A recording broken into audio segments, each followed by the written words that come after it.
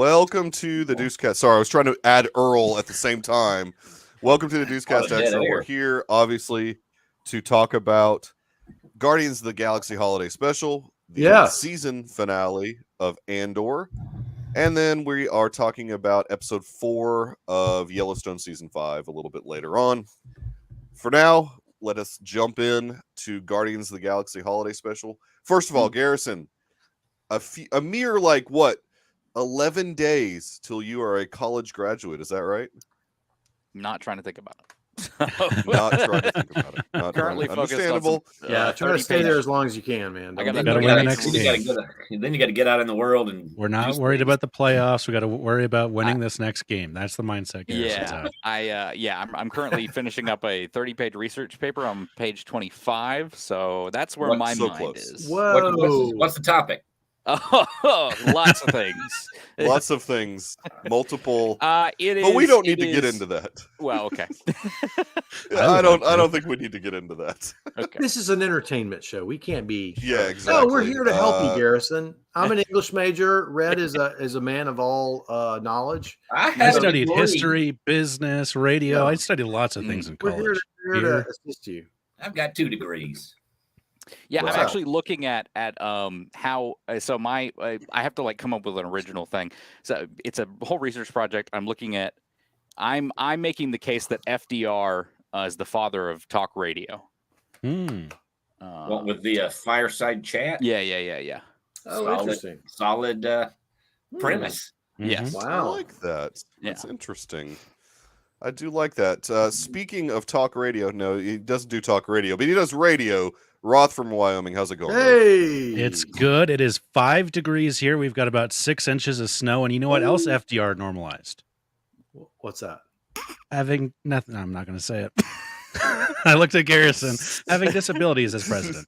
Yes, I commented on that. Yes. Oh, okay, that's part of the paper. So bring your term papers to this. He also hid it from the public. The public knew a little bit, but he did hide some of it from the public. So. Yeah, it's very electable if you have a disability, apparently. Dr. Earl, how is it going? I may be leaving the show. I don't know what we're talking about here. Tell us about presidential disabilities, Earl. What do you know about polio, Earl? Well, it's a disease that we've pretty much eradicated, but I'm sure we'll find a way to bring it back by somehow. We do like to bring back the hits, don't we? Yeah. Yes, the greatest hits. 4 shots, 2, 4, 6, and 2, 4. You get them early, and we can fix it. Inactivated polio vaccine. I'm here to promote injecting your children. So you and back by popular demand. Rhett, how's it going? Well, I demanded it. That was the only real demand that you got. But I'm good. I'm good. Welcome back, sir. All right. Thanks. Well, let's dive into this the second special, which had the cool intro, just like love the intro. Night did. I do love the intro, like the old ABC specials. Yeah, they're very, very cool. This one was obviously the Guardians of the Galaxy Holiday Special. Garrison, initial thoughts about the Holiday Special, or just thoughts in general. We don't have to go too long on this. This is called the epilogue of Phase 4. That's right. Yeah, that's a good point. Yeah. I could sort of see. There's nothing universe changing or breaking, or there's some cool lore stuff that's introduced with some things we'll talk about in a little bit. I thought it was cute. I thought it was fun. And honestly, James Gunn continues to deliver fun, entertaining comic book pieces, because it's not a movie, but it's close to it. Ted watched it just last night, along with Christmas Story Christmas. Which that's a good double feature. Well, that is a good double feature. I still need to see Brian caught it this afternoon. It looks like. Look, it's 10 times better than the Star Wars Holiday Special. Yes. Only 10? Yes. I was actually going to go higher, but yeah. Wow. Maybe about 100 times better. Yeah. If there had been needed more Art Carney. Yeah, You don't get any 70s goodness with it, man. You have to no Commodores. There was that some wasn't the musical numbers. Commodores, Yeah. but no. Oh, it wasn't the Warwick, wasn't it? Commodores? No, it was Jefferson Airplane was in there. Jefferson Airplane. Starship That's at the right. time, actually. Starship. Tim Jefferson Conway. Starship at the time. Yeah. Mhm. Okay, Really? yeah, I still have never watched that. I need Why to do you watch think it. they had Jefferson Starship do it? Because that makes sense. That because tracks. the name of their band was Starship. That tracks Oh, now. Yeah. Wasn't Tim Conway? in it? Yeah. So this was one of the reveals that they went ahead and bought Nowhere. Yep, from the collector. Mhm. Yep. I guess Saving the Galaxy pays well because I'm not sure how they were. so that's one of the scraping together. reveals. Hmm? Oh. Yeah, that's kind of at the beginning. They kind of reveal that. Yeah. Okay. That's their new home base. I Yep. guess. They said they bought it from the collector at the beginning. Yep. Mhm. Yes, which Wow. suggests that he survived, which I think there was some question of whether or not Well, he made what it we out. saw was a reality stone image of him Yeah, dying. So right. my Yeah. headcanon now is that he ran away. That he saw Thanos and was like, "Yeah, I'm out." So we could get Benicio del Toro back. Yeah, That's bad memory. yeah. I just about That's- broke Rhett. It's DJ. Oh, That's That's good. a trigger. That's a Thank trigger. God. Yeah, you don't need to. Wow. Brian is asking where Nowhere was from. That was from Volume 2. First wasn't it? movie. No, it was the Guardians of first Volume movie. 2? It's a Celestial's Head. Yeah. Oh, it was the first one. Yes. Do any That's of right. you watch the movies? Yes, Yes. I had No, that it was the very answer. first movie. Dude, Yeah, It I was the watched first movie. Celestial's Head. My problem, in Drax all honesty, my called problem is I the Destroyer don't there, rewatch or- much. But I have rewatched a lot of the Marvel films, and I guess I should have remembered. I do need to that, but, rewatch those two movies again. No, I forgot the guy's name, but Drax called the main bad of that movie there, and that's how he got the Infinity Stone. Ted has a really good point. That Falcon, currently Captain America, is broke, but the Guardians can buy a giant head. That's a good point. He can't keep a boat. Yeah, he can't keep a boat afloat. Well, Guardians And, aren't in. Falcon couldn't Guardians- even get a loan at a bank. Well, Yeah. Well, The Guardians are, are not space. held down by the Yeah. American capitalistic society. Yeah, system. they're There's no space racism in mercenaries. space. That's guys. exactly Come right. on. Look, they stole all those batteries so in Volume 2, right? Maybe they Yeah. sold those for major profit. Mhm. Look, Those look, gold Rocket, people gave him some money or Well, something. maybe. I don't know. Rocket's got money on his mind, like clearly, Maybe. Oh yeah. very much established through his dialogue. Always. So I feel Always. like, yeah, And prosthesis. He's always looking for arms and Mhm. yes, legs. and that gets paid off. in Yeah. this. it does. We get a little That payoff. does get paid off. Yeah. I mean, did Nebula So, just pick Roth, that up what at did school? you? What about Nebula? Yeah, exactly. Yeah, well, where did she pick up that arm from? Well, I think Gunn said she just went down and got it. I think she just Yeah. I got this for you. I mean, that's the one that was burned off. No, that I don't know which. No. Which one was that? I don't know. It was the one from Infinity War, but didn't he have like a blackish one and like blackish black- gold Darker and one, yeah. In Falcon this one- Winter Soldier? that was Yeah. made by Wakanda. At least the I don't lighting know. made it It's look all- that way. It's all just a silly joke, and you can if you get into the weeds Yeah. on trying to sort all that out. But I like a nice, neat, tidy continuity, and I don't always get it. No. You need to get over that big time. Roth, what did you think about the special? It was good. It was a fun watch. I don't have any.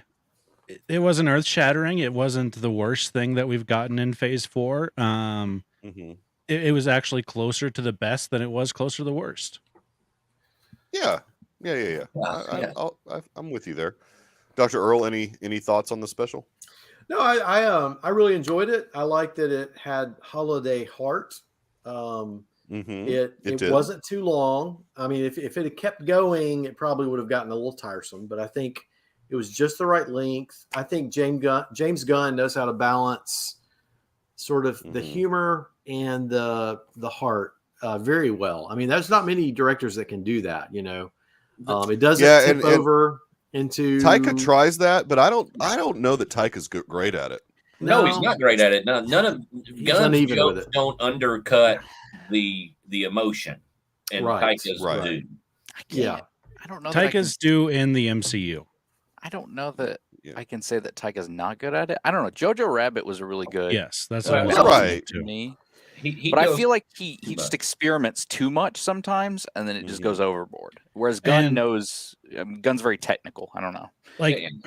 my opinion on that is like the MCU or even Star Wars, not really the place to like experiment. Mm-hmm. No, do that on like your own project. Yeah, I feel do like what you're Gunn best at in these big properties. Yeah, Gunn has been pretty reserved within the Guardians franchise. I mean, if you compare that to something like Peacemaker, where he has like carte blanche to go crazy. I mean, that show's crazy. Yeah. Yes, it is. You know, and that you get a taste, and there was a little bit of Goofy, and I mean, a little bit of Suicide Squad. That second one, the Suicide Squad, that's way out a little over the top. Yeah, he respects. He knows where he is. Like, it doesn't seem to know where he is. Yeah, in the MCU, and Gunn does. I think Taika was suffering from being the biggest name in Hollywood at the moment. So that he kind of, and he still kind of is. Yeah, I mean, he's the director, Taika. Yeah, he was at the time. I think. And you know what's interesting about it? Some very recent interviews, as in like maybe last week, with Chris Hemsworth talking about if he were to come back as Thor, he would want the character to go a completely different direction to make it interesting for him. Yeah, make it serious again. You may not remember that he said that. Well, he didn't say that, but he said a different direction. Wait, I missed what Rhett said. What? Dang it! You don't want to hear it. Right. All right. That's bad. What? That's what Chris Hemsworth said. Who are you? Stop it, you guys. So what did Rhett think of the special? Did we ask? I like Kevin Bacon. He's fun in it. It was good. Yeah, I loved the old '97s. Well, the tunes were catchy. Yeah, they were. Yeah, They're well written. Both tunes were catchy. I think Gunn always excels with music in his stuff. Yeah, that's great. And the choices of music, like that first song's great. I always forget the name of that song, but it's really good. Yeah, all that was that. Those were the two highlights for me. I mean, the rest of it is just kind of goofy silliness, you know. The emotional beat with the chick with the antennas and Mantis and you even MCU and Quill. Oh, he was just pretending he didn't know her name. The chick with the antennas, the ears. That seemed to come out of nowhere to me. I don't know why they didn't think to mention that pretty early on. Like there was like, that they were like, I know why she was holding back now, but she shouldn't have held back in the moment in Guardians 2 when they all got together, right? That would have been a thing to have. Apparently, that was a cut scene. Yeah, that's a deleted scene that she tells Drax that, and that was put in the Legends episode, and then people complained because they were like, "This didn't happen in the movie," and Disney took it. Disney took it out of the Legends episode. Oh, that was the spoiler that people were complaining about. I didn't know. Yeah. I didn't know that. Okay. I mean, it makes sense in a way, but it really is inconsequential. Yeah. It didn't. I mean, it didn't take me out. You know, it seemed to come out of nowhere, but apparently there's some backstory there that. Well, Ego went around to all these make it planets. to the screen. Right? Well, I get it. Yeah. But no, it was. It's a thing that exists. I mean, I don't feel compelled to rewatch it. I watched it with the family. We all got some brief moment of respite from the horrors of life. But I'm not going to revisit and the horrors of Phase 4. No, I don't. Yeah, I mean, I don't need it. There's probably no part of Phase 4 I will watch again. Maybe Spider-Man. I like Spider-Man. I mean, I've seen it a couple of times. I don't see it again. None of the other ones will I ever see again. Yeah, well, Rhett's a Loki hater, but I love Loki. Oh, I can't sit through all those shows again. I'm not doing rewatches on those. I mean, I got them the first time. Well, yeah, who has time for all that? Yeah, there's TV before Andor and TV after Andor. I mean, now nothing. You can't go back again. There's no going back now. No, I want to say a shout out for Pom Klementieff. I thought she was the MVP of the show. I mean, I didn't really care for Mantis before, but all of a sudden I was like, I like her in this little. She's getting better. Yeah. I mean, I think as a character, she's growing a little bit. So, yeah. I mean, is that how you say her name? Klementieff? I don't know. I used to know how to say it. I don't remember. Klementieff? That can't be right. Well, Fatmatic is saying, please be easy on Phase 4. Please be easy on Phase 4, guys. I mean, look, I am easier than most on Phase 4. You're almost an apologist for Phase 4. Shut up. I'm an apologist for things like Multiverse of Madness because I had fun with it, but I was not for Love and Thunder, and I'm really not for Wakanda Forever. Both of those just were kind of meh to me. And that's a disappointment because it's like the end of I really think the beginning of the phase was better than people remember. I think the middle of the phase was okay. Yeah, WandaVision. Yeah. Was solid. And Loki, and then Spider-Man was in the middle of that phase, and Spider-Man's fantastic. Shang-Chi is before that. Eternals was a miss to me. Should have been a show, longer drawn out. Black Widow was a standalone film, basically. Black Widow should have been done earlier. I'm just saying in terms of like, we don't really care. Look, Black Widow gave us Florence Pugh. Yeah, Yelena Belova was the best part of that. That's true. And this is true. I'm glad she's in the MCU, is what I will say. Yeah, she was. In all honesty, her stuff in Hawkeye was like some of the best stuff in Hawkeye. Visually, she was great in that series. Her scenes were visually appealing. But when Variety puts out an article today that says there's no point to Marvel's Phase 4, but it doesn't need one. Right. What does that mean? Really talking about apologetics. Guys, there needs to be a point. We're not. I'm pretty sure that was written by Garrison point.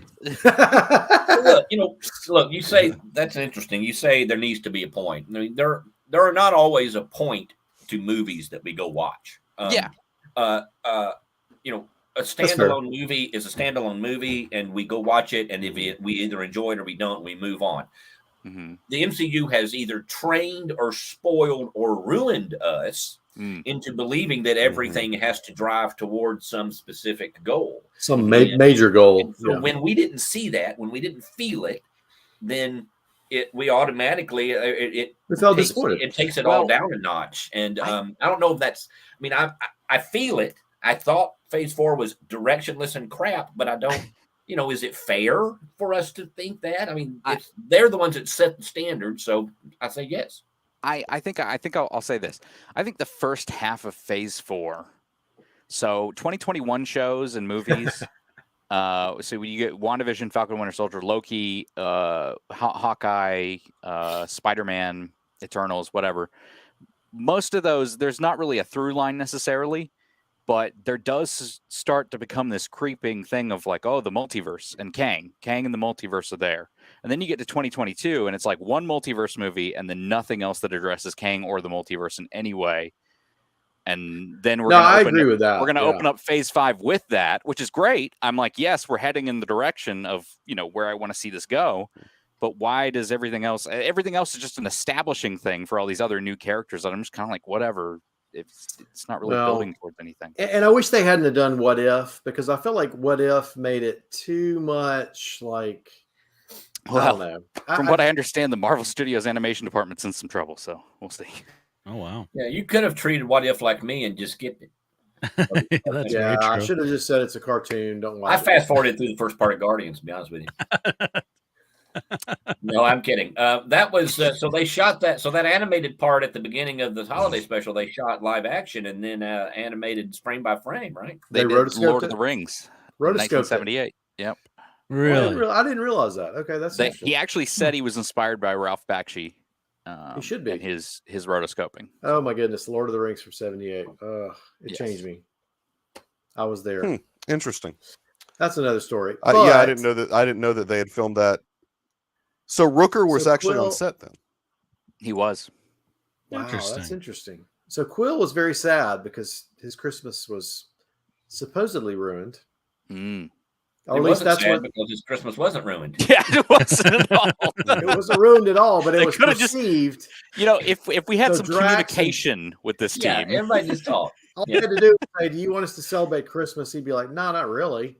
I'm fine. I'm satisfied." I had my Christmas. Yeah. So why did I watched this with my family. My wife asked me at some point, why didn't Peter just go back to Earth, or why didn't he? Now that he's got it all figured out, I mean, he's been to Earth. Why didn't he just go to Earth? And I think the easy answer is simply, well, he likes what he's doing. He's got his family here. He doesn't have anything other than being human. There's no reason to go back to Earth, and there's basically humans everywhere. So Gamora too. And he's certainly out there. Well, that does not appear to be an active surge. That that is a huge part. He's like I'm frozen. Dang it. No, you're not frozen. No, you're not. You're great. You're great, Rhett. Keep talking. Keep going. Oh no. No, maybe Now he is he's frozen. Now he's frozen. Yeah. No. He had a But premonition. yeah, no, he's like OJ. OJ looking for the real killer, and he's just out on the golf course. What a way to come back. Wow.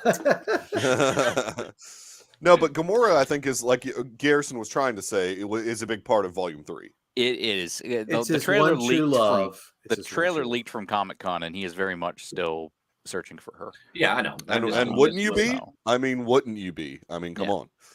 Although they found her in the trailer, but that's as far as I'll go. So. Oh, okay. Well. Yeah, I'm trying to remember if there was anything else significant that came from it. I mean, the biggest reveal, obviously, was that Mantis was Peter's half-sister, I guess. Mm-hmm. I don't know what they'll do with that, but Nothing. that was kind of a big reveal. Yeah. Is in this version in the MCU, do the Bacon brothers exist? Oh. That's the big canon question. They should. Kira Sedgwick does. That's right. He was on the phone with Kira a lot. Voice cameo. Yeah.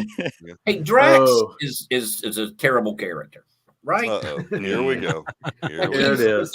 I mean, he used to be like a destroyer. He was better. He's gone down. I mean, he's not at the same level he was. I always loved the humor. He always had the little humorous moments, but he was much more. I don't know. I think he's been undid a little. I also think Dave Bautista just isn't giving his all. But I don't think he's happy. I don't think he's happy in the role. I don't think he's happy. No, with the character, so he's phoning it in. Yeah, he's expressed that, but I felt like I could feel it in this special. Yeah. Well, that's probably true. Well, that's a lot to go through to put on that. Hopefully, that doesn't. I mean, this was filmed in the middle of Volume 3 being filmed, so hopefully that doesn't translate in the film itself as well. Yeah. I mean, the dude's supposed to be there to do a job. I mean, who cares how you feel? You're getting paid. Do your job. Mm-hmm. Drax was just a punchline, or Drake? Was Drake? Yeah, no, that's what Ted's saying is Drax. Drax has ended up just being a punchline. He's trying to. Nobody wants to be an actor. Actors suck. I like that. Yeah, that was a pretty funny through line throughout the. Yeah, that was pretty good. Yeah, I mean, it was. Yeah. I like these specials. I hope they keep doing them. They're good little fun things. They don't take long to shoot. They don't take long to edit. They don't take long to produce. Right? They're very minimal. When it took production. This one 7 years, how long did it take? When did this idea start? I think. Well, the idea of it. It was the first thing for Disney Plus. Yes. Yeah. But Werewolf by Night shot in like March of this year or whatever, and was ready for October, and this shot around the same time, really. Well, they used a lot of. They were already on the set for Guardians 3, right? So that makes it easy. And you could do these things on sets of these other films too. Yeah, that's a good point. Yeah, easily. Yeah, that'd be good. All right. Well, was there an inconsistency with? Sorry, I know Mike's ready to make the turn. Go ahead. Has Mantis always been there's a scene where they're like jumping and you see them both, Drax and Mantis, jumping. And I'm like, is that really her power? She's always been able to do that. Yeah. I don't remember her doing that, but because both can jump that high. I know she did the whole Kick Murder Squad action scene there at one point with the police or something, right? She's an alien, so they can automatically have superhuman strength. That's a Blade Runner reference, but yeah. Kick Murder Squad. I like that. No, I just think it's a Blade Runner I thought that she had those powers. Yeah. I don't remember. She's not a particularly memorable character. Trying to even remember her other fight scenes and I thought she was just an empath. I remember her jumping on Thanos. She jumps on Thanos. Yeah, not really much more than that. I mean, Drax Thanos is pretty tall. That's a pretty big jump. Well, that's what I thought, Ted. Why throw her over the gate if she could have just jumped over it? Just like she fell from a portal. Doofuses. Yeah, she didn't jump. Yeah. She fell from the portal. Yeah. Do you guys watch these things? No, I knew that. I knew that, right? I was about to jump in. I'm just trying to retcon here. I'm trying to retcon. No, I don't remember anything about the special, but I enjoyed it. that wasn't even Infinity War. That was Infinity War. Well, yeah, look, Ted's asking a great question. Why throw her over the gate if she can jump like that? That's what I was asking. Maybe when she's intoxicated, she can't jump. Like when did she get intoxicated? That was yeah, she was already seconds of screen time later. Yeah, she was already intoxicated. A little bit of after she hit the ground, she kind of woke up and sobered up a little bit. All right. Yeah. I think we're over. Pretty simple explanation there, you idiot. Okay, one last thing to overthink, and then we can move on. Look, I don't care for fourth wall breaks. Okay. Oh God, I was hoping we could get through this without you doing this. You almost got away with it. Where was the fourth wall break? Oh, in the post credit scene. Oh, that's right. Dang it! It was small. It wasn't big. The camera.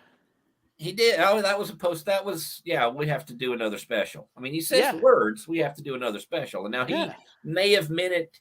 They can. It felt like a fourth wall break. It was intended to feel like a fourth wall break. Yes. Whether they can say, "Well, he was just talking to the local party there," it felt like one, and I don't like that. Yeah, it ruins everything. Well, let the record show that Rhett did not like that. You can go watch the Star Wars holiday special. I didn't care for She-Hulk. Well, yeah. How do you feel about Deadpool? But that's different. That's not it's not MCU. I know it will be. Is now. They'll figure it all out. I know, but it wasn't. Friend. So Fox can. I mean, they're just throwing stuff at the wall. I didn't care. Yeah. Now I don't know how that's going to work. I mean, it will. They'll do it, and we'll have to live with it. But imagine. The fight, the finals, the big fight in Endgame. Right before Tony says, I am Iron Man, and he looks at the cameras like, I am Iron Man, and then he does it. I mean, no, nobody wants that crap. Nobody would pitch that. Well, I don't, but that's what happens. Like, if anybody does it, anybody can do it. Yeah, that's true. Well, that's fair. But no. Yeah, it breaks specific. That means everyone exists in that stupid world where that's a thing. Yes, it's one of the multiverses. There are specific characters that can break the fourth wall, and the characters like Deadpool, established way later in his comic career, and She-Hulk, established very early on in her comic career. They can break the fourth wall. I don't know. They just have to handle it Rocket better can. Some of the people. Well, they have to handle it. But he didn't look at he didn't spike the camera. He didn't. Okay. I thought he just was making a statement. I'm just saying I didn't like the feel of it. It reminds me that happens now. And I mean, maybe they'll. You just say maybe if they do it right, there's a right way to do it. Does anybody have any faith that they'll do it right? I mean, if you see, how have they done it so far? Well, I don't want Jessica Gao writing fourth wall breaking. I don't want Jessica Gao getting right. Yeah. I mean, anything. I didn't even know this. Maybe she could write Rhett's obituary, but that's about it. Yeah. I have to watch much more of her crap.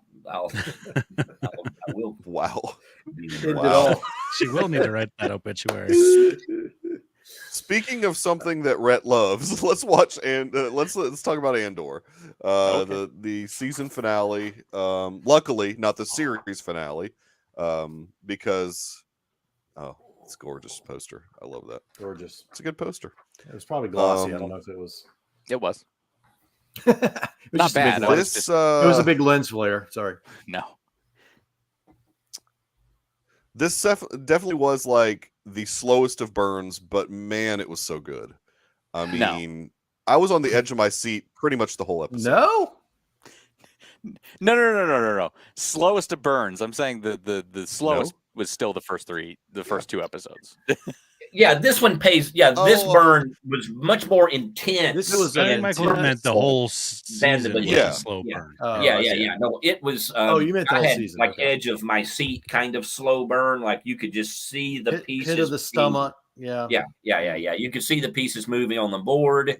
That freaking marching band. I mean, like that. The slow. Red just froze. It was really slow. He was starting to get into it too. Red, come back to us. Yeah, he was. He was starting to really get jazzed into it. Wow, he's really gone. Well, it reminded me of one of those westerns. One of those westerns where you have like the whole town preparing for the big shootout, right? So, and there's that build up, like just in some of those Sam Peckinpah movies, and they're showing the people on the roof and the thing, so that's what it was like. You felt that intensity before the big something. Rhett, hey, you're back. You froze for a minute. What were you saying? I did. Yeah, it happens.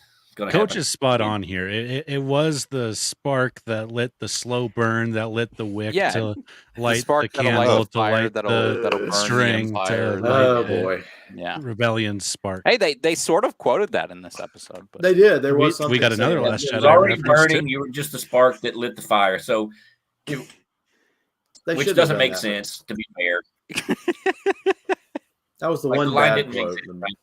Yeah. That doesn't make sense. We got a Canto Bite reference. That was super fun. Yeah. Thank you, story group. Mm-hmm. There can't be any other gambling planets in Star Wars. No, just the one. Yeah. Well, let's talk about Perrin for a minute.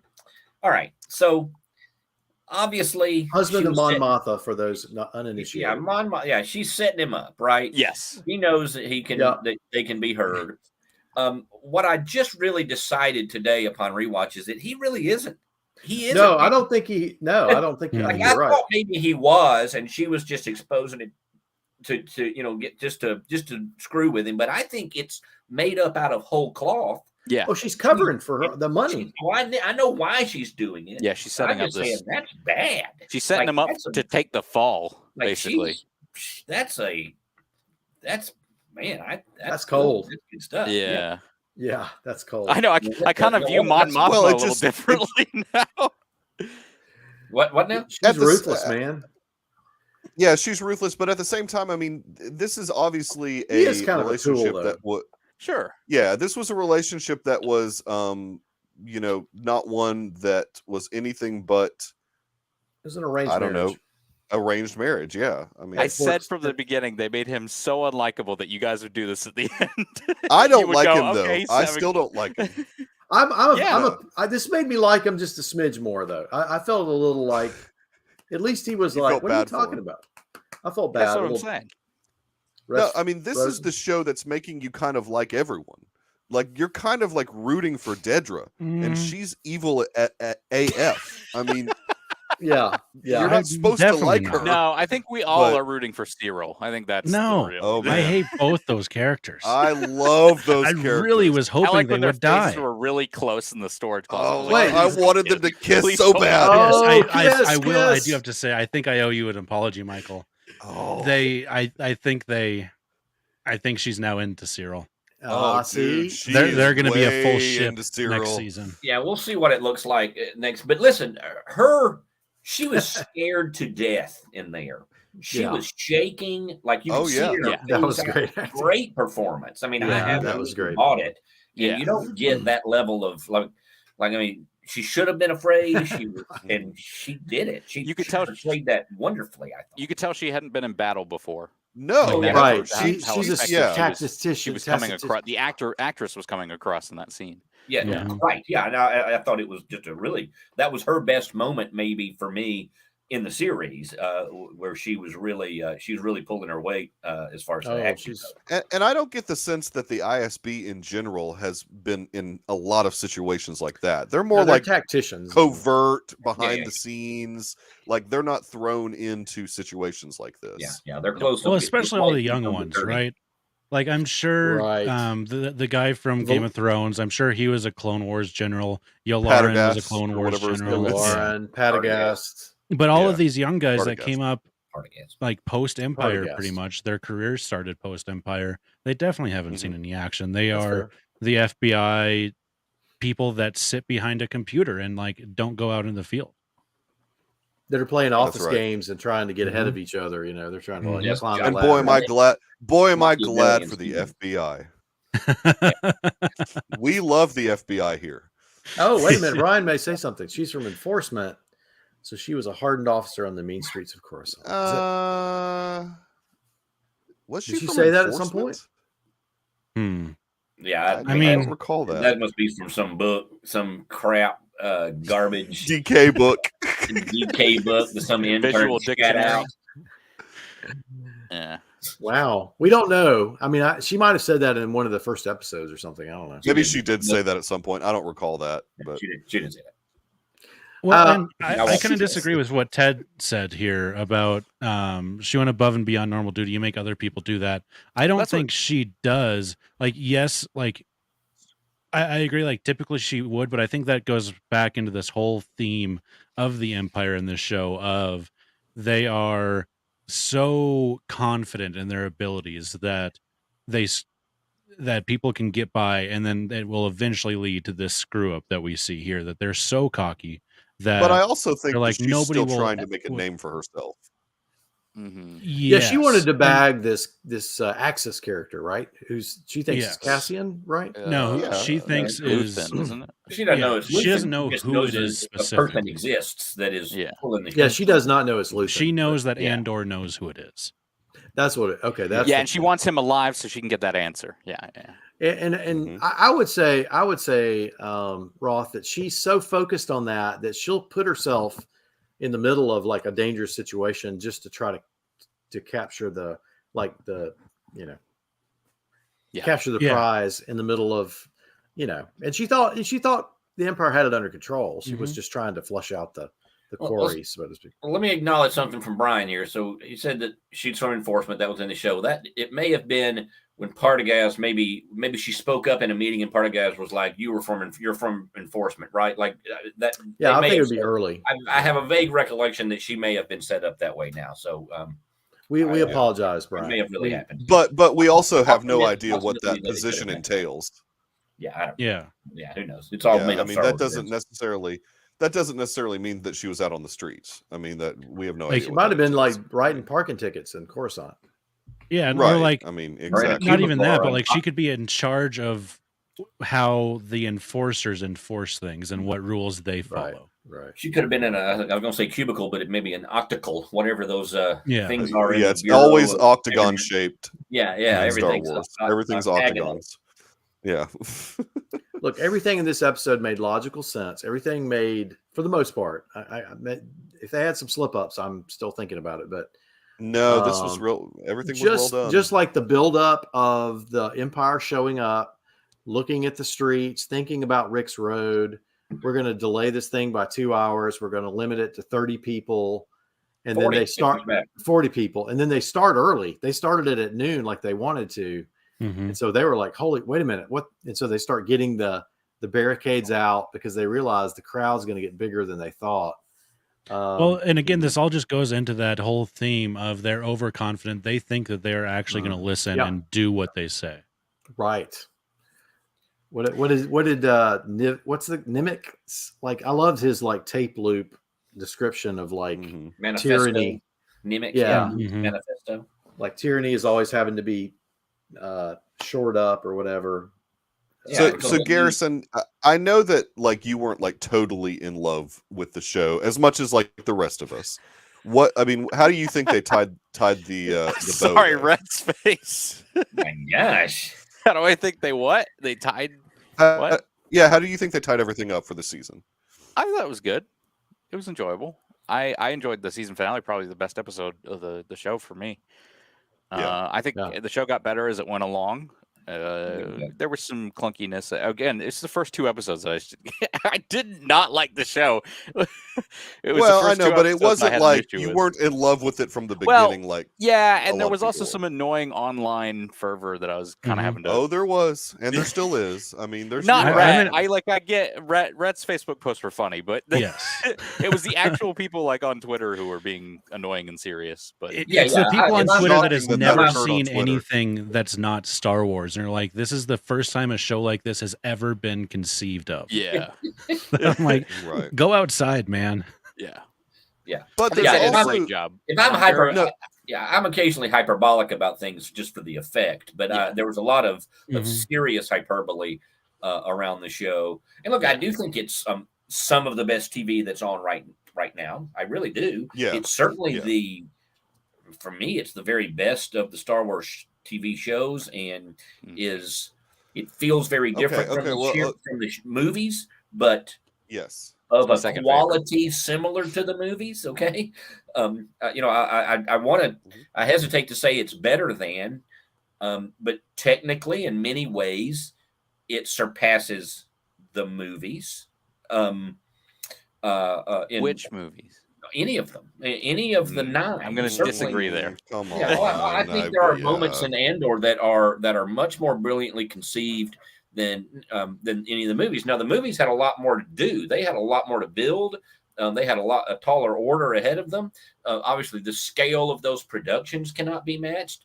But from a writing standpoint, from a performance standpoint, from a direction standpoint, I think some of the beauty shots in Andor, the framing of the conversations in the finale, in fact, the way they use thirds in a way that we just never got out of the mainline movies. Some of that stuff make them superior in some ways to me. But again, I'm not saying, throw the movies away. I'm just saying they exceed them in some ways, but they're also very different products.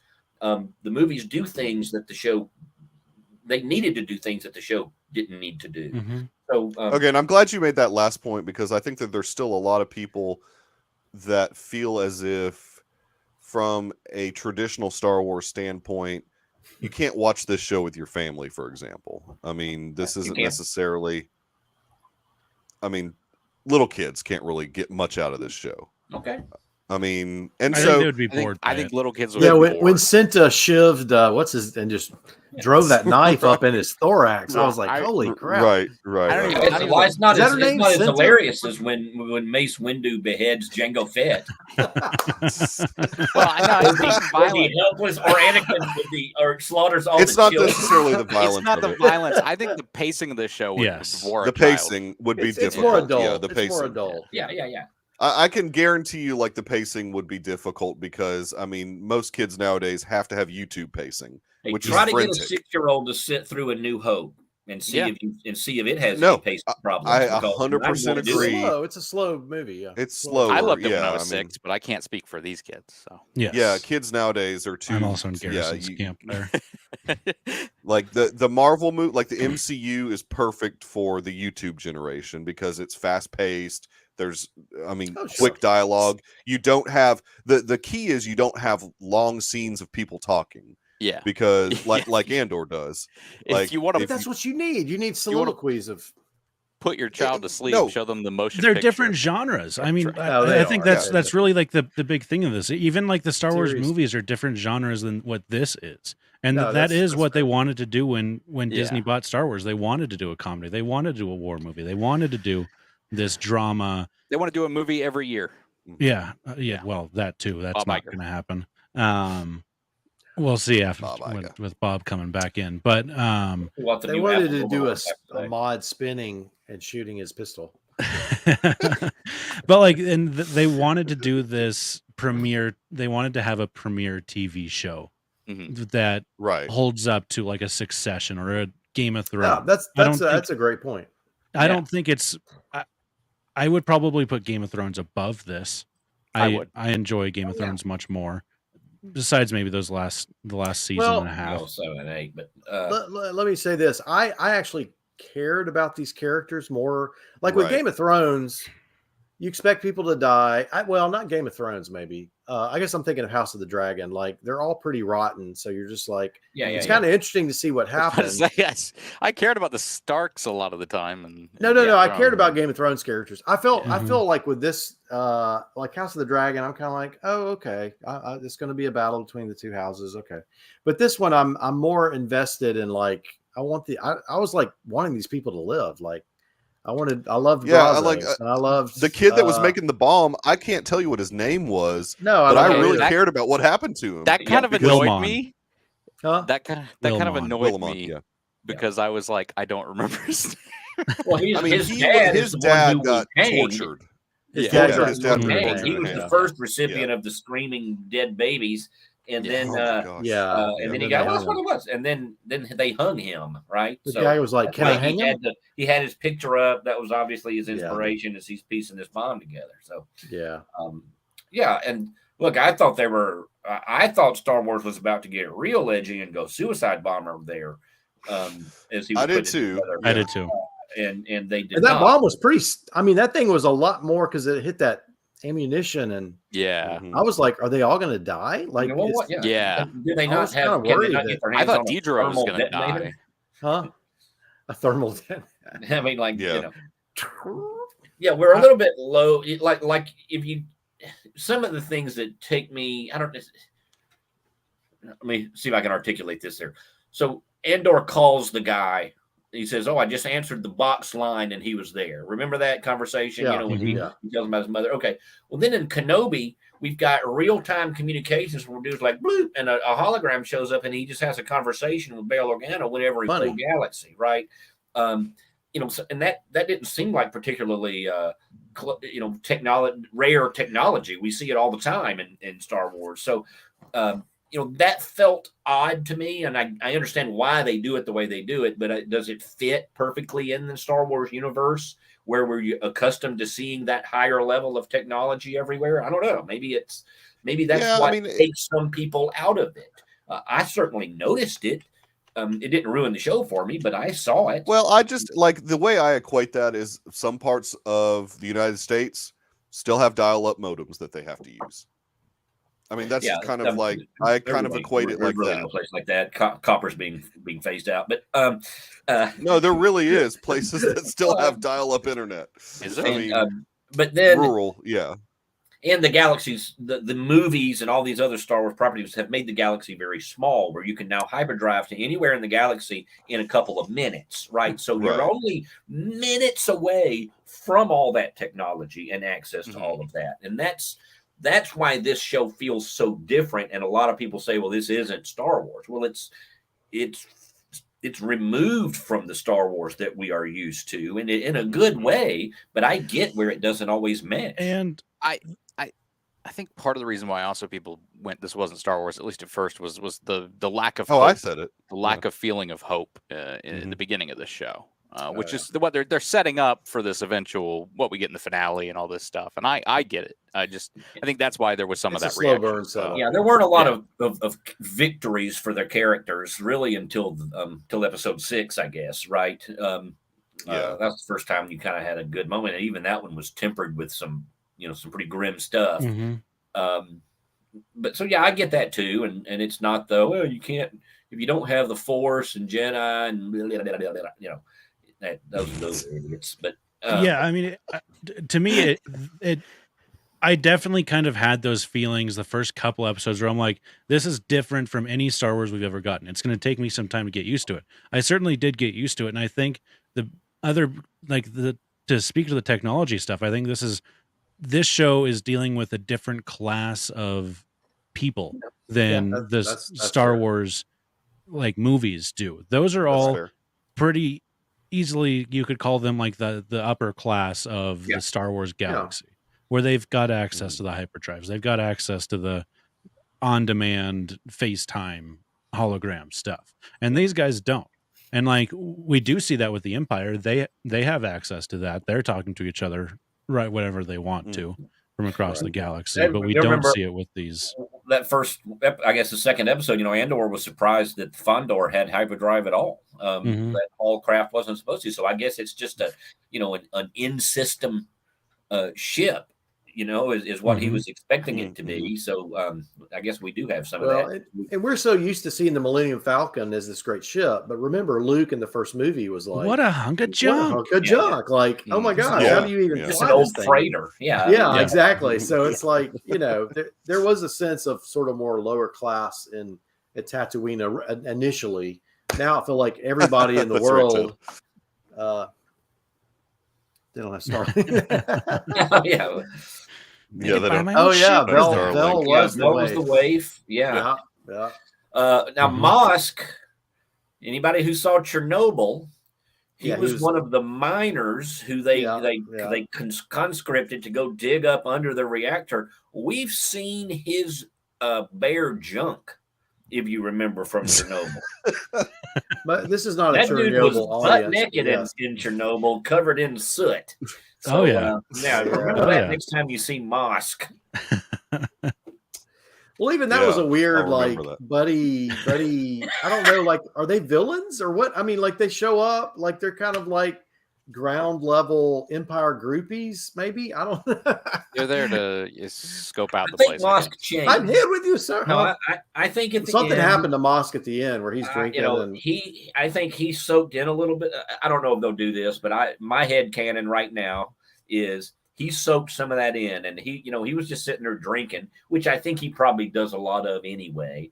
But he was not invested in whatever fight that was anymore. Mm-hmm. He wasn't sure. Mm-hmm. He saw the Empire crack down very violently on these. Oh yeah, shooting people and I don't, sort of like China right now. Yeah, way to make it. What are you talking about, Earl?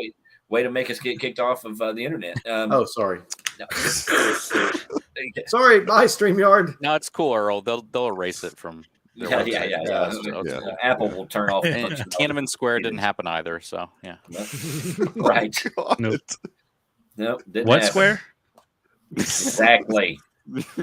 What tank? All I know is Rick's Road. All I know is Rick's Road. Yeah. That's right. Great episode. I love the whole show. Brian mentioned. I do want to highlight this because I thought this was an awesome moment when Cassian he's touching the brick. Is touching Clem's brick. I loved that because obviously, Marva's brick was used as a weapon later in this episode. That was the first strike. Brazos is so awesome. I see the actual in the flashback there. I see the actual. You don't have to call me out like that. Yeah. Actually, no, he called you out. Actual flashback. Yeah, he called you out a little bit. Her hologram speech. Now there was, and I know Rhett, you didn't watch Rebels, but there was some parallel to Ezra's hologram speech here. The same size. Yeah. Like and it was like getting the people hyped up. Did he drop an F-bomb that got 80 yard out? Marva absolutely did. Did she? Yes, she did. Yeah, Yeah, it was covered up. She didn't say fight the Empire. They did that in post. You can watch your mouth. Oh, wow. Yeah. Good. I'm glad they did that. Yeah, I don't. It would have taken taken away from the impact of the show.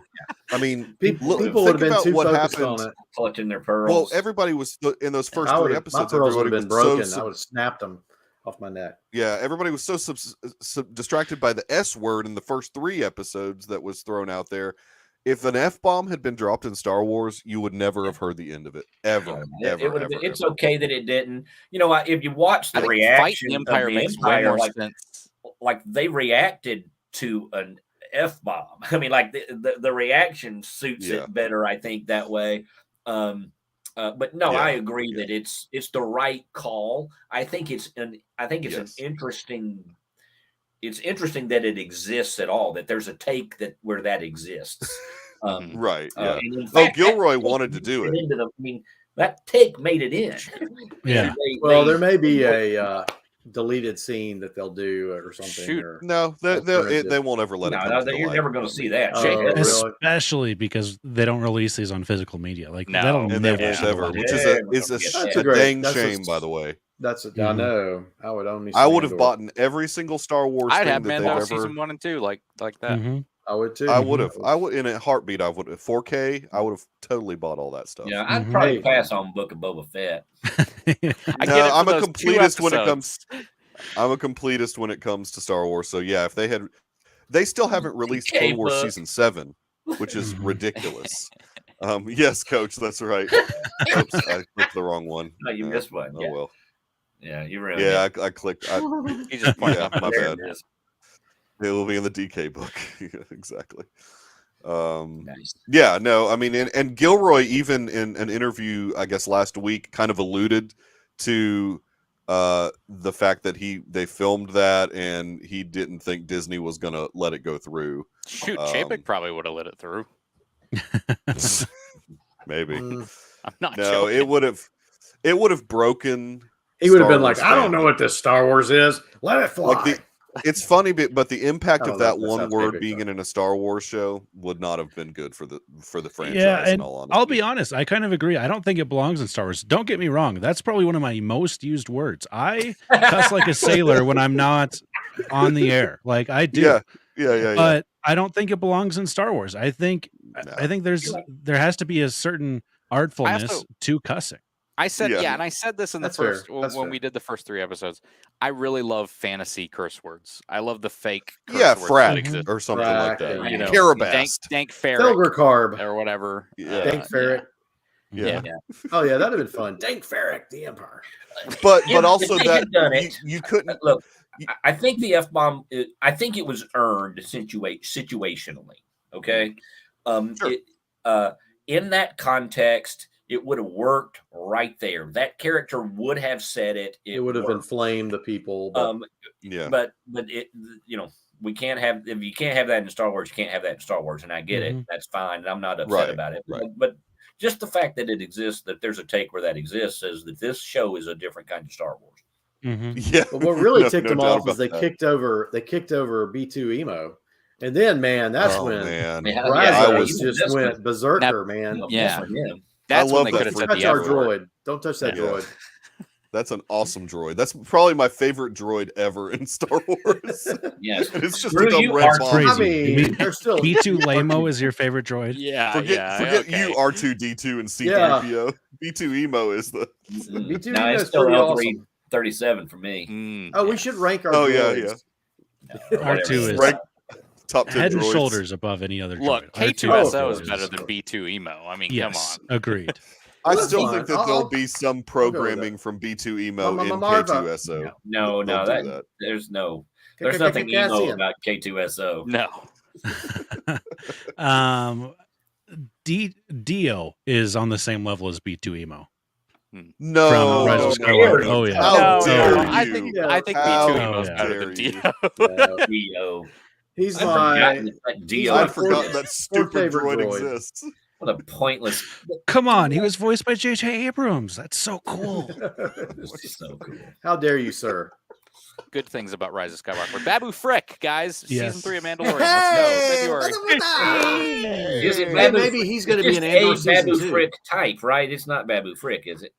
No, it's actually him in Mando Babu season Frick? 3. I think there's multiple Babu Frick types and Babu Oh, Frick. well, sure. But I think in Mando season 2. Droid is ready. I think show up. I hear Andor season 2 is going to be J.J. Abrams directing, so it's going to be great. No. Look, I'm all in. Let's go. Lightspeed, skip that straight to my screen.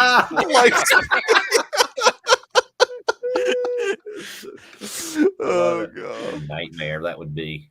What if there had been Lightspeed skipping in the first episode? Rhett would have never finished the series. He would have just turned it off. No, the first. Yeah. No, I consume all the live action Star Wars content, and I will continue to do so, but only once some of it. Yeah. Yeah, look, I haven't. Yeah, the next movie, I'll see it twice back to back, and then from there we'll decide. Right? I'm maxed out at Rise of Skywalker.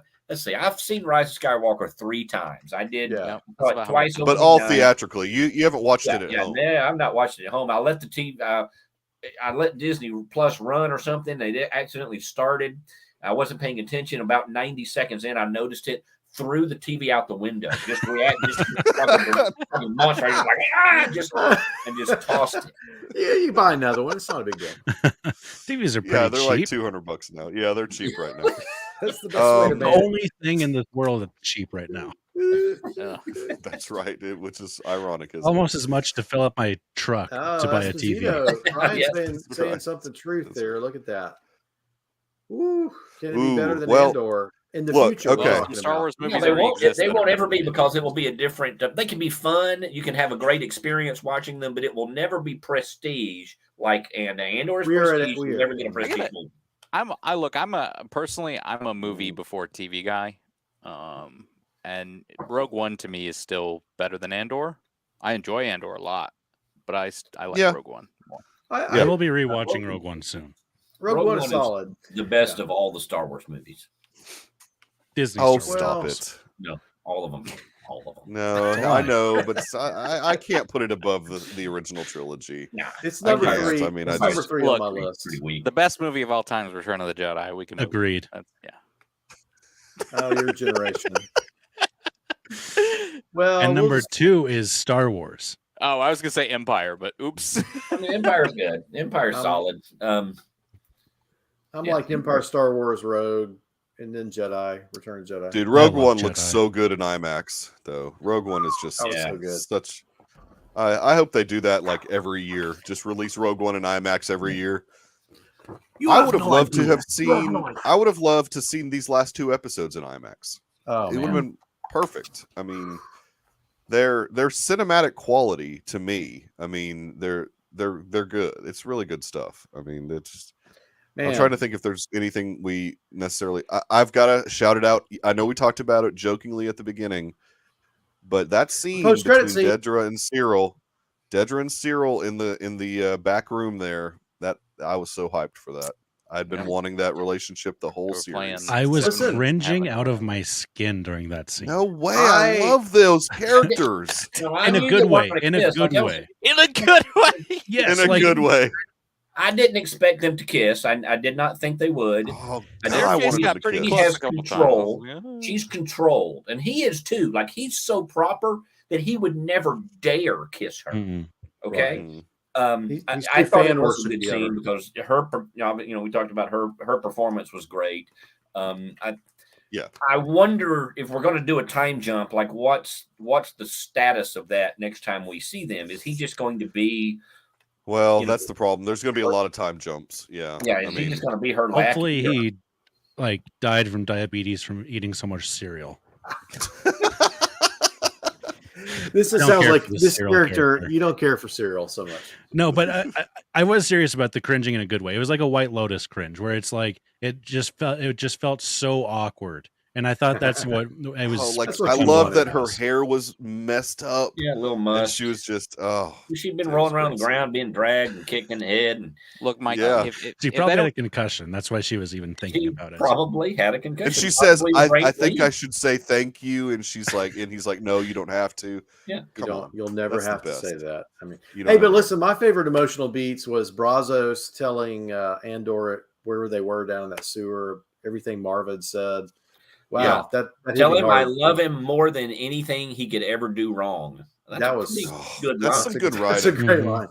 And then his conversation with B2 Emo at the end, where he's like, Cassian, he's like, I can depend on you or something. What does he say? There's a little exchange between Cassian and B2 Emo that's really nice too. Cassian says, "Protect these guys," and he's like, "You're always having me protect somebody. You're always depending on me," and he goes, "And I always can," or something like that. You always come through. You always come through. So.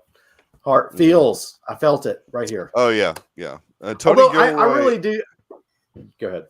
I'm sorry, Mike. I just don't know how such a jerk can write so well. Like, the guy is just such a jerk and just pompous and just Mike, like I'm better than you. You know, like half of Hollywood. I mean, there's a lot. Well, some people are like that though. They can put their like emotional humanness on the page. He has such a weird like voice. Like when you're listening to him do interviews. It's like high pitched. He is a weird guy. I don't. Michael has an issue with. You're the only one. I still like. No, I don't like Tony Gilroy at all. I'm starting to like come around on him a little bit. But no, he's an absolute. Not as a human. Don't come around on him as a human being. No. I know people in Hollywood that do not like him. How can anyone who wrote The Cutting Edge be all bad? He is apparently a jerk. He's just a jerk to work with. Yeah. So, do we need to spend any time on that useless post-credit scene that everybody could predict?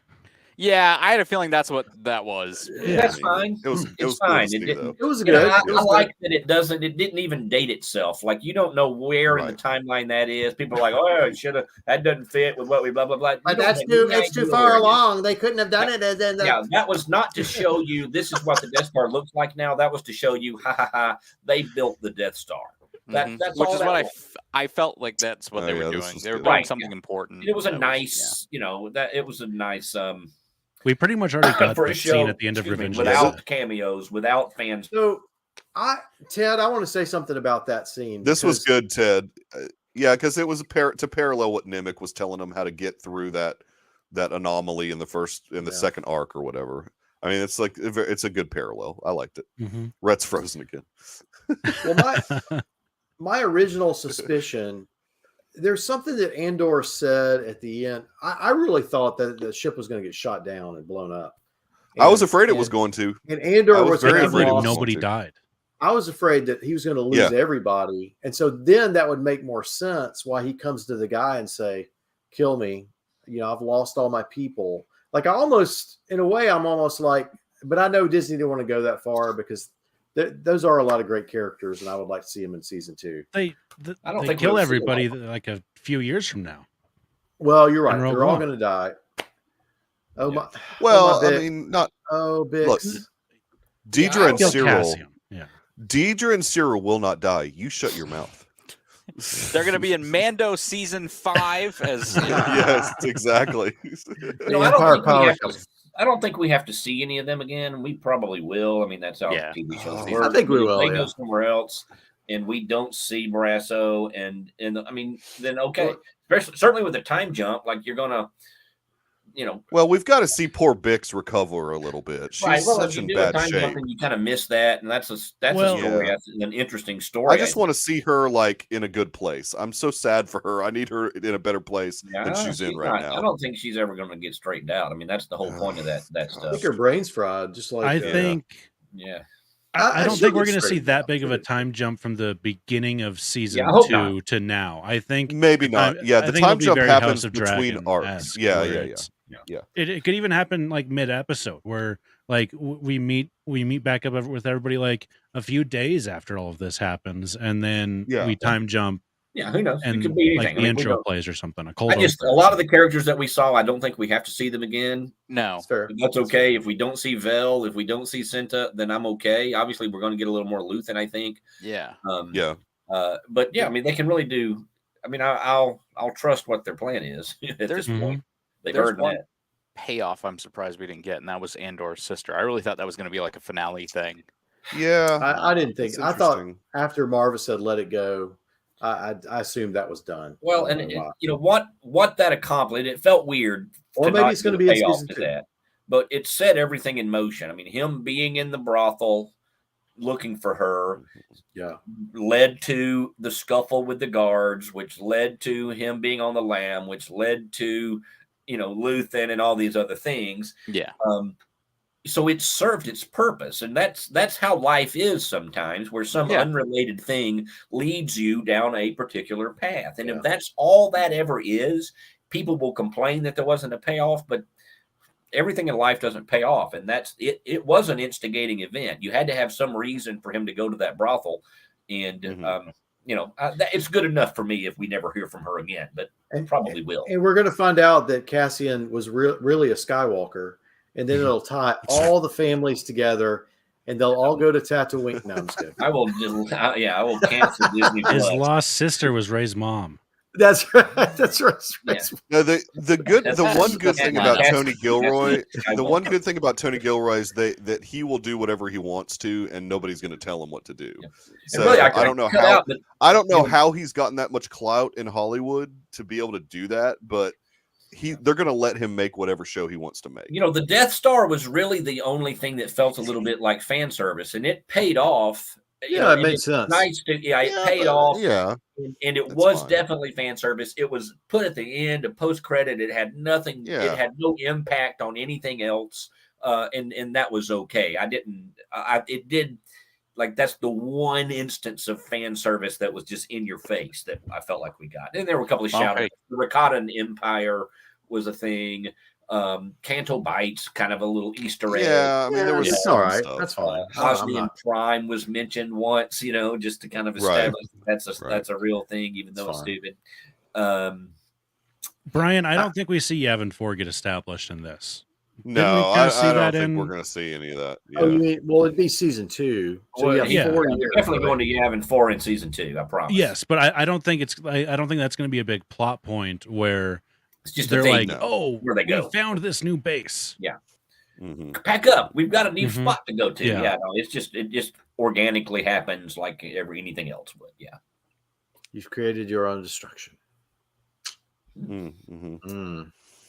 Good word, Fat. Well, I mean, overall, it was a really great season of television. We got to wait 2 years for the next one. I'm floored by it. Yeah, we got to wait for them to start production, and then they got to shoot the 12 episodes. I thought they did this week. Yeah, they started production, yeah. Okay. I think they just It took them forever to shoot that first season, which I do think partially was COVID. But still, good Lord. Yeah. So it'll be 2024, though. Originally. We've got to hope that there's not nuclear holocaust between now. I think we'll be lucky to get it. If it's 2020, it'll be late 2024. Yeah. Well, and it was late 2022. So I mean, yeah. And you don't know the Dragon is going to be 2024 on. I mean, it depends on other things. You know, what else gets greenlit? What else? How do these other shows happen? The Acolyte and some of this other crap. How is it received? Right? Are you not coming on for the Acolyte? I mean, I'll watch the Acolyte and I'll go in hoping it doesn't suck. Really, I'm still trying to decide. The Acolyte is going to be. The Acolyte's going to be such a difficult show to navigate a conversation about. But I know a little about the Acolyte. I'm aware on some plot points. In it, I am blissfully unaware until I'm forced to watch it. Trimmed down and it's more simplified than something like Andor already. We'll see what Iger does. He may decide Acolyte. Iger's not going to affect that production. No, he's going to sell to Apple. We'll see what Apple does. No, he insists that that's not on the table. Okay. And basically that means that's on the table. If he has to come out and say that's not on the table, that means it's actually on the table. Cliff Kingsbury also said, "No, I'm not worried about my job after this last game." They're going into a bye week. He should be. I'm going to be that guy. I really don't think he sells to Apple. No, I think it's probably not going to happen, but it also it's the only company that could buy it. There's nobody else. There aren't that many. Yeah, if they want to be sold, then that's who will get it. I think he's going to prioritize finding an actual replacement for himself. That's going to be his big. He's got 2 years, Yeah. Kathleen Kennedy is available. She's about to get a contract upgrade. They're going to keep her as long as she's willing to stay. I guarantee you that. Yeah, we'll see what happens when old Indiana fades away like Marty McFly. We'll see how safe. Wait. That's not real. That's real. Hang on. Then we'll get a montage. You think there's going to be a montage of all the greatest scenes from the. You think they're going to put her in all those scenes? You really think that's going to be the ending? You think that they would do that? Oh, yes, I do. Rhett, that's not the ending. That's it. I have a source. All right, Rhett. All right, Rhett. Here we go. All right, is it time for Yellowstone? Put it all. Oh no, not yet. No. I want Rhett to put all of the Indy 5 stuff in a sealed envelope. I want you to put it just like we did. I want you to put it all in a sealed envelope, and then we will take a look and see. Yeah, that's what I did That's what I did with Rise of Skywalker. Nailed it. That's right. And you nailed most of it. It wasn't 100%, but it was close. Yeah. It was close. That was awesome. Okay. Well, let's. Brian. I think Brian and I have. I think I recommended on YouTube looks a lot alike. Watching the same scourge of you. The Star Wars leaks came from a Reddit guy who was pretty legit. This 4chan post is not. Come on, guys, let's stop. Stop this. It's not only 4chan. Yeah, here Ted knows. Ted knows what's up. Midnight's Edge. Yeah. Oh, yeah. Me too. Yeah. Oh, yeah. They think. The Midnight's Edge thinks that Disney might just go out of business after this movie just failed. After Indy 5 fails, I don't think they understand Disney's structure. Oh, after Strange fails, they don't understand. Okay. Yeah. I did see someone Coach say that. remembers. Coach remembers. Young Indy. They go back in time. It's the dial. First off, rat. No. Save it for the envelope. Dial of Destiny. Okay. Rat. That title may be real. The rest is not. It's real. Young Indy. I hope that title's not real. Phoebe Waller-Bridge. Old Indy fades away, and then we get a montage of Phoebe Waller-Bridge and all the iconic Indy moments. but they're not going to do that. Oh, this is an interesting point that Ted makes. I wonder if Disney sloughs off Pixar to Apple. I could see that. Not the Disney Plus thing, but the Disney Plus. I think with Iger in charge, he's going to want to. He's going to want to use Pixar. Yeah, ESPN is the one that's going to get slung off. Yes. And nobody's going to want to buy that. Nobody's going to want it. Well, they get. Maybe they get NFL and college football, which is mega. They get a pretty good package there, but who could afford? I think the Masters too. The Masters is on ESPN fully now, right? The Masters is on ESPN. Yeah, I mean, there's a bunch of big events on there, but I don't know. They've got a bunch of golf stuff on ESPN Plus. Yeah, we'll see. All right, Ryfin, I think you're the only one that's bowing out for Yellowstone. So where can people find you on the interwebs?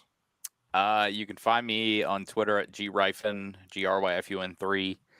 Instagram as well. You can find me at Letterboxd at GRyfun. You can find me on the Deucecast Discord. And I will continue to say that is not a real plot leak. That is not what's going to happen. This is going to be the last put it all in an envelope for a while. Ryfun, you got 5 pages to write. No. Finish your talk. If Mike couldn't pick up the hat, no one's picking up the hat. The hat's going to the grave. No, Kathleen Kennedy demanded that they film all of that, but Mangold may use a different ending. Oh, good Lord. He set up and out. Yeah, he did. He just set up and out. That's totally. Appreciate everybody hanging out. Later, I know most of you are going to drop off for Yellowstone, but Ted, Coach, Fett, Brian, thanks guys for hanging out. Was anybody else? Got about 3 hours to go here. We got named everybody this year, so we're not going to that long on it. So we're going to take a quick in between here, and we will be back for a Yellowstone episode 4, season 5 discussion. Thanks, guys.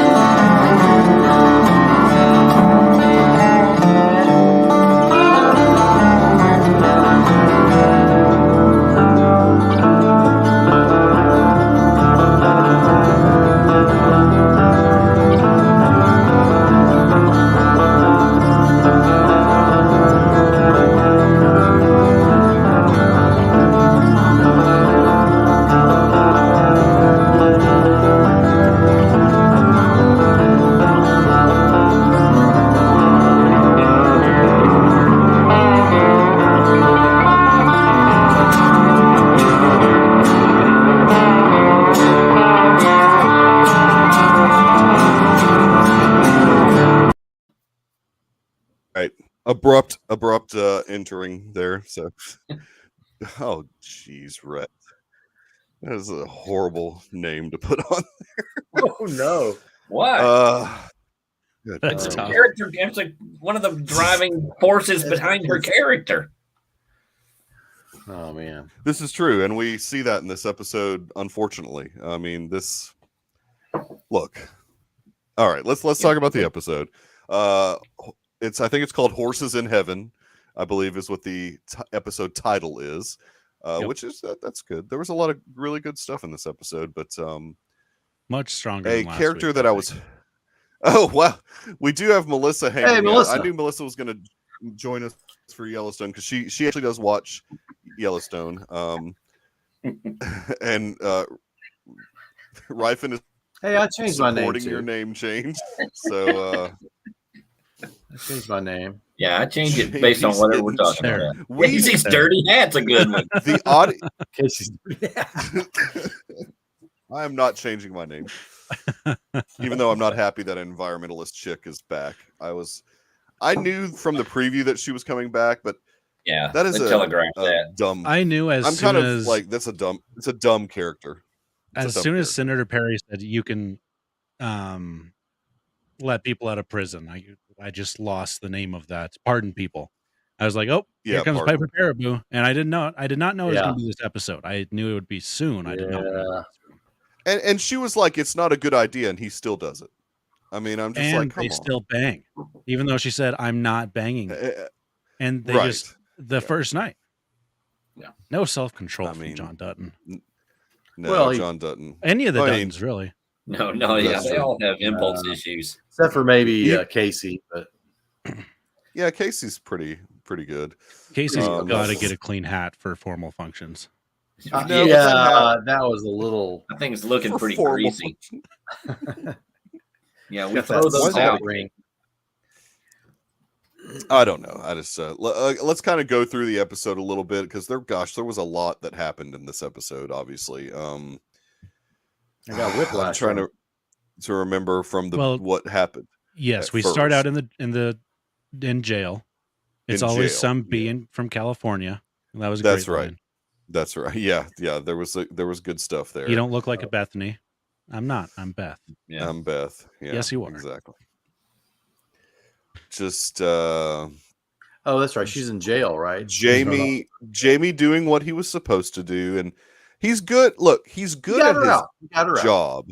He is good at his job. He's just like in real life, like outside of his job, he's like all over the place. He's putty in the right, and he's controllable. That's the thing. Very much so. His family's been controlling him this whole time. Mm-hmm. He's simply a tool for somebody else. And the Duttons do not have tact. They do not know how to frame something properly. No, they don't. They don't work very hard to make you feel like you're part of the solution. You do what I say right now, and we don't care about your feelings. And I didn't love it. Family dynamic among any of them, except Casey and John have a pretty good dynamic. I guess. Yeah, they seem to. Yeah. But Casey bores all of that bores me. Casey and Monica, especially Monica. But Casey's been ever since he went on his spirit walk. He's been goofy and I don't. Well, he's just been like melancholy, like ever since, and bad things keep happening to his family. Yeah. And to be fair, I mean, you just lost a son. I mean, there's a lot of stuff going on with them. So. Yeah, it's been a day at least. I mean, it's been 4 days since his kid died. Longer than he can make more babies. The kid's been gone longer than he was alive. My mother died when I was 15. That was 30 years ago, 30 something years ago. I don't just sit around moping about it. Damn.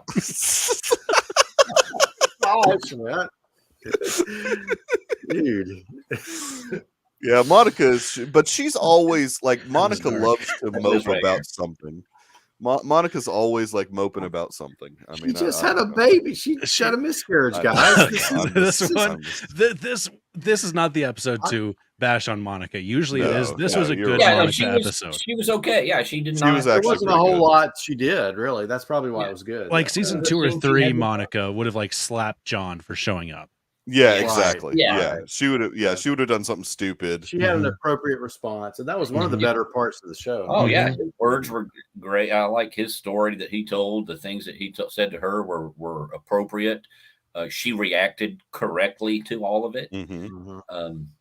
And she was like like you mentioned, like a couple seasons ago, she would not have been respectful to John at all. Like she wouldn't have wanted to hear anything that he was saying. Like she's in a place now, at least in her life, where she listens to what John is saying to her, and gosh, that was such a great scene. That saved the episode for me because I was pretty like this show has completely jumped the shark with that whole stuff with Beth when she's like, I'm gonna kill your baby. Like I was like, give me a freaking break. With Jamie, like she was like freaking out. Well, yes, I don't think it was I'm gonna kill your baby. You're never gonna see your baby again. As in, like she's gonna do something so the mother never lets Jamie see the kid again. Well, and all she has to do. I don't know. I thought that she was implying that she was going to kill his child. I don't think so. That would be too ridiculous. No, well, but everything she does. Well, is that's ridiculous. what I thought. I mean, she's not going to kill it, but she's got enough dirt on him to make sure that. I mean, she can go to the mother and say he killed a guy. Yeah. Never let him see it again. Like, she can still screw him over real hard. Yeah.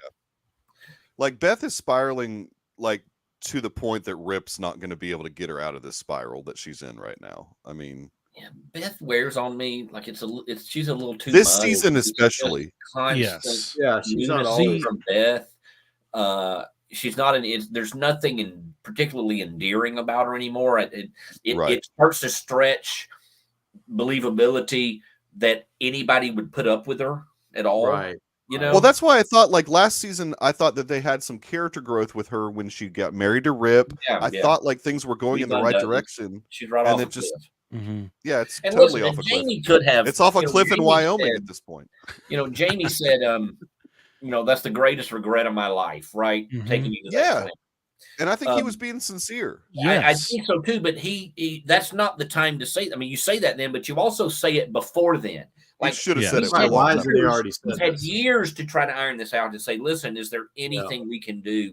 I am sorry. And, that's what a normal human would do. And he hasn't done that, which makes him a real douchebag. And he is. So he kind of deserves some of the things that he gets too. Well, and he's going to get played by this market equities lady. Yes, and he's a coward. He's an idiot. I don't know her name, but poor Jamie. Oh, poor guy. What a suffering. Yeah, what suffering he's going through. Her name's Allison, right? No, Sarah. Sarah. Absolute smoke show, though. Yes, she is. This whole arrested thing was a bit annoying as well, because the whole time, like, it didn't really make sense for Beth to get arrested story-wise. Like, why are we adding this in here as well? Well, now we know the only reason was to get Jamie to give Beth a ride somewhere with no preparation and for her to see the car seat. That's the only reason any of that stuff happened, I think, which is annoying. Well, no, also the sheriff that we know has it out for the Duttons. Yeah, but he maybe that's another nail in whatever story coffin that we're going to get out of him. Yeah, this whole wolf thing is not going away either. They're going to have to figure out what to do about that. The wolf, protected wolf. No, I think that somebody's going to have to take the fall for that, though.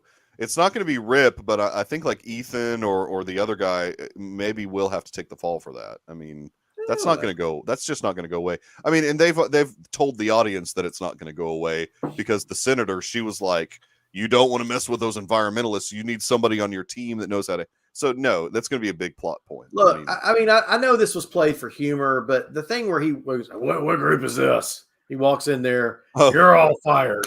I'm like, well, that's. I mean, sometimes that's what needs to happen. Well, I mean, look, they saved $1.6 million from that. Right? Do you think Montana needs 10 advisory, a panel of 10 advisory people to make stupid decisions about families. Let's bring this sun farm in and remove the oil while still having the same exact problem while we're removing. He pulled an Elon. He just fired everybody. I mean, he doesn't know. He just barely walked in and heard 3 sentences. And he's like, you're fine. I would have done the same thing. That guy that he was talking to was an idiot. I mean, they do clean house. I mean, I'm not going to say that. That's Mary Sue kind of stuff a little bit, like the writer putting themselves, like this is what I would do if I was da da da. I mean, I get it, and it did fit the character okay, but some of that gets a little bit unrealistic. Where in real life that would be such a massive scam. Remember when the White House fired all the Clinton travel office, and there were hearings and all this other nonsense about it. Right. You can't just, and to be fair, he would have picked his own cabinet and picked his own advisors when he comes in. Well, I mean, their career politics. Yeah. I mean, there's some of that, and he seems disinterested in all of that. He's draining the Montana swamp people. Yeah. It's not a realistic portrayal. I could just hate Montana people. Governance, for sure. No, I just hate governments. I need all those people drained. The real reason I enjoyed the scene is because it brought up the Powder River, which is near and dear to any Wyoming cowboy football fan's heart, because that is one of our chants. Somebody yells Powder River, everybody else yells Let Her Buck. It goes back to like the 1800s, where during a that was like a war chant and a cattle drive chant. Okay. Yeah, so I was very happy to see that be brought up.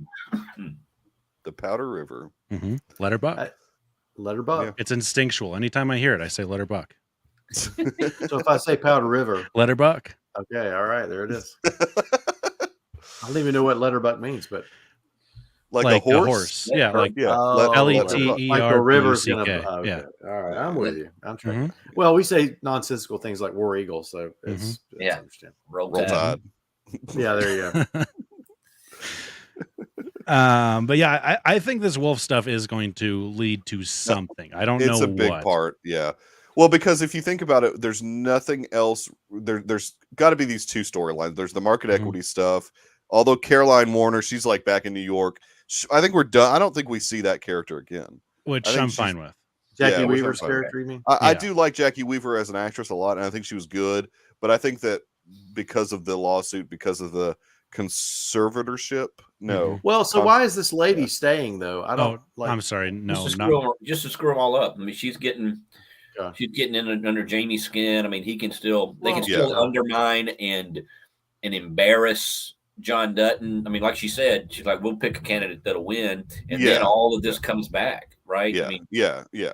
And does Rainwater really want everything canceled? Like, he doesn't, because he even said something to John that they need to meet. I mean, so no, he's pretty concerned because this other guy's gaining popularity, and he knows that that little lawyer is after him too. Yeah, and like what's interesting about the Rainwater stuff, I think, is that like earlier in this season, him and Mo are talking about the airport not going through, and Mo says, "Is this a good thing?" He said, "Well, it's a good thing for the land," and so like their real like tribal beliefs would be behind this, but it cost the reservation 300 jobs. And it's making Rainwater look bad. Yes. Which did you guys catch in the 1923 trailer that we get a Rainwater in there? Yeah, I heard that. Yeah, that's interesting. I'm so ready for that show. That trailer looks so awesome. It's going to be awesome. That's actually that's actually the last thing that I want to see Harrison Ford in. And I probably won't watch Indy 5. Right. I'll just watch 1923. That's a lie. I hear at one point in 1923 he morphs into Phoebe Waller-Bridge. So okay, he changes into Phoebe Waller-Bridge. Yeah, he's kind of curious. He saves, a young John. They do a flashback and then. I don't know. I wonder if they'll have him wearing a fedora ever in 1923. If he'll just pick up a fedora. No, it's going to be cowboy hat for Jacob Dutton, right? Jacob Dutton, yeah. That's going to be the easiest name ever for the Deucecast Extra. Is this the grandfather? Wait, is this the father or brother? It's the great James. Uncle. Yeah, it's the great uncle. So it's James's brother. Okay. Right. And now who Helen Mirren is, I'm not too sure, because she's still got like a accent in it. Hey, Melissa's right. Irish, she says that the Powder River sounds like a drug reference, and that's the very first thing I thought. Yeah. Oh. Yeah. Well, we understand where both of your minds are. Then. Cocaine. yes, exactly. Thank you for spelling it out for our audience. Cocaine bear. But I mean, Helen Mirren's character, I think she's supposed to be like Irish or something, or Cara Dutton. Oh, maybe it's just Jacob's. Yeah, it's Jacob's wife. Oh, okay. Yeah. Oh, I didn't. There we go. I was confused by your. I just didn't connect those dots yet. I just did not connect those dots yet, though. Yeah. And I love her, that she's got an accent. Of course, Harrison Ford will not be doing an accent. He was in K-19, The Widowmaker. He was supposed to be Russian in that, I believe. Or no, what was it? He was supposed to be Russian in something and did not have a Russian accent at all. He was just. It's kind of like when Kevin Costner was supposed to be Robin Hood. Kevin Costner is Robin Hood. Yeah, it's that same. It's that same. Or Sean Connery as a Russian in Hunt for Red October. Maybe that's what I'm thinking. I thought Harrison Ford was a Russian in something too, but he never had the Russian accent. But I don't think he can do accents. But yeah, I mean, back to this crazy episode. It's like they feel like they have to infuse crazy in it at some point. Like it could have been a really impactful episode, I think, without that Beth stuff. Yes, because like I do like all of the political stuff. I think it's interesting. Like that call with Rip. Rip is just the greatest like wingman, like secondhand man in the world. He knew exactly what to say. He's not going to tell John the truth until they are sitting right next to each other. Exactly. He's not doing it on the phone. No, he knew what was up. Yep. He's got books or street smarts. He's got street smarts. Yeah. And I just love the scenes of like, hey, we're going to go help this other cowboy group drive some cattle. Oh yeah, I could just watch a whole episode of just that with music. Yeah, I just like what. Well, have some Western music. Do we know what? And I loved that. I loved that. Oh yeah, what tell was us. that song? That was Zach Bryan, the good I'll do. Zach Bryan is probably the hottest up and coming country artist right now. And that song has now hit #1 on iTunes for all genres. That is a great song. Really? Beating Taylor Swift. Oh yeah, Zach Bryan's awesome. He's like fully, I think he may have just signed on to like a smaller label, but when he was first putting out his stuff, I think he started on like TikTok or somewhere where he was just sitting there playing the guitar and it was all just acoustic, and that was his albums on Spotify. Oh wow. He's awesome. Wow. Zach Bryan rocks. Something in the Orange is a great song. Yeah, that was from his album earlier this year. Whoever does Taylor Sheridan's like music, whoever the music supervisor is, I hope they're paying that person a lot of money because they use some great songs in it. And I'm not even like a traditional like huge country music fan, but all the music that has been in Yellowstone, they pick good songs. They pick really, really good songs. No, branding is the like cowboy thing that I've actually done. So I love branding. Yes, branding is fantastic. So we got to kind of see it. Yes. I was not the roper, obviously. I am not, I can't rope standing on my feet, let alone on a horse. But so a cowboy goes in and they rope the back feet, pull the cow out, and you got usually you've got a bunch of people, but so that you kind of like rotate and like two people go up, they'll grab the calf and flip it over. And one guy will be like kind of holding the head down, and then the other guy's holding the feet down. They give him the brand, give him all the shots and whatnot, and cut the nuts off. And whoa, wait! And you're on to the next cow. Yep. Oh, wow! And we saw that in this episode. We saw them cut the nuts off in this. Were they gelding it? Okay. Oh, I didn't. No, I hate to see those. I hate to see those calves run. It ruins the taste of veal for me. I like them to be tied down so they can't move. No. You like the Japanese veal where their feet don't touch. I can't believe they showed them branding cows. You know, there's going to be some people losing their minds over Taylor Sheridan does not give a rip. It seems like a brutal thing, but it's not that. But you're identifying that. Say what? Did the cow tell you that?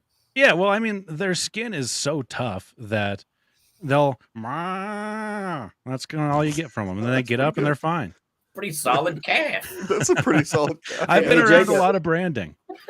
I've done some circumcising. Is that similar to? No, it's similar area. The babies just cry a little bit. It's not a big deal. You're in the ballpark, so to speak. and cutting off the nuts doesn't hurt them at all. They don't even feel that. It's the hot iron going into their flesh that may hurt a little bit. Yeah. Again, did the cow tell you that? Did the cow tell you that? Well, I mean, I'm not saying it's like a painless endeavor, but they get over it pretty quick. Melissa, yeah, they're fine. Melissa's saying here. Yeah, give you guys a moment. We're talking about and the best thing about branding is afterwards you get your Rocky Mountain oysters. Yeah, I don't. I have tried many foods. I thought it was sheep. I don't think I would do. I don't think I would go. I don't think I would go there. Deep fry them, dip them in some cocktail sauce. Cocktail sauce, like the same as I would use for shrimp. Yep. Interesting.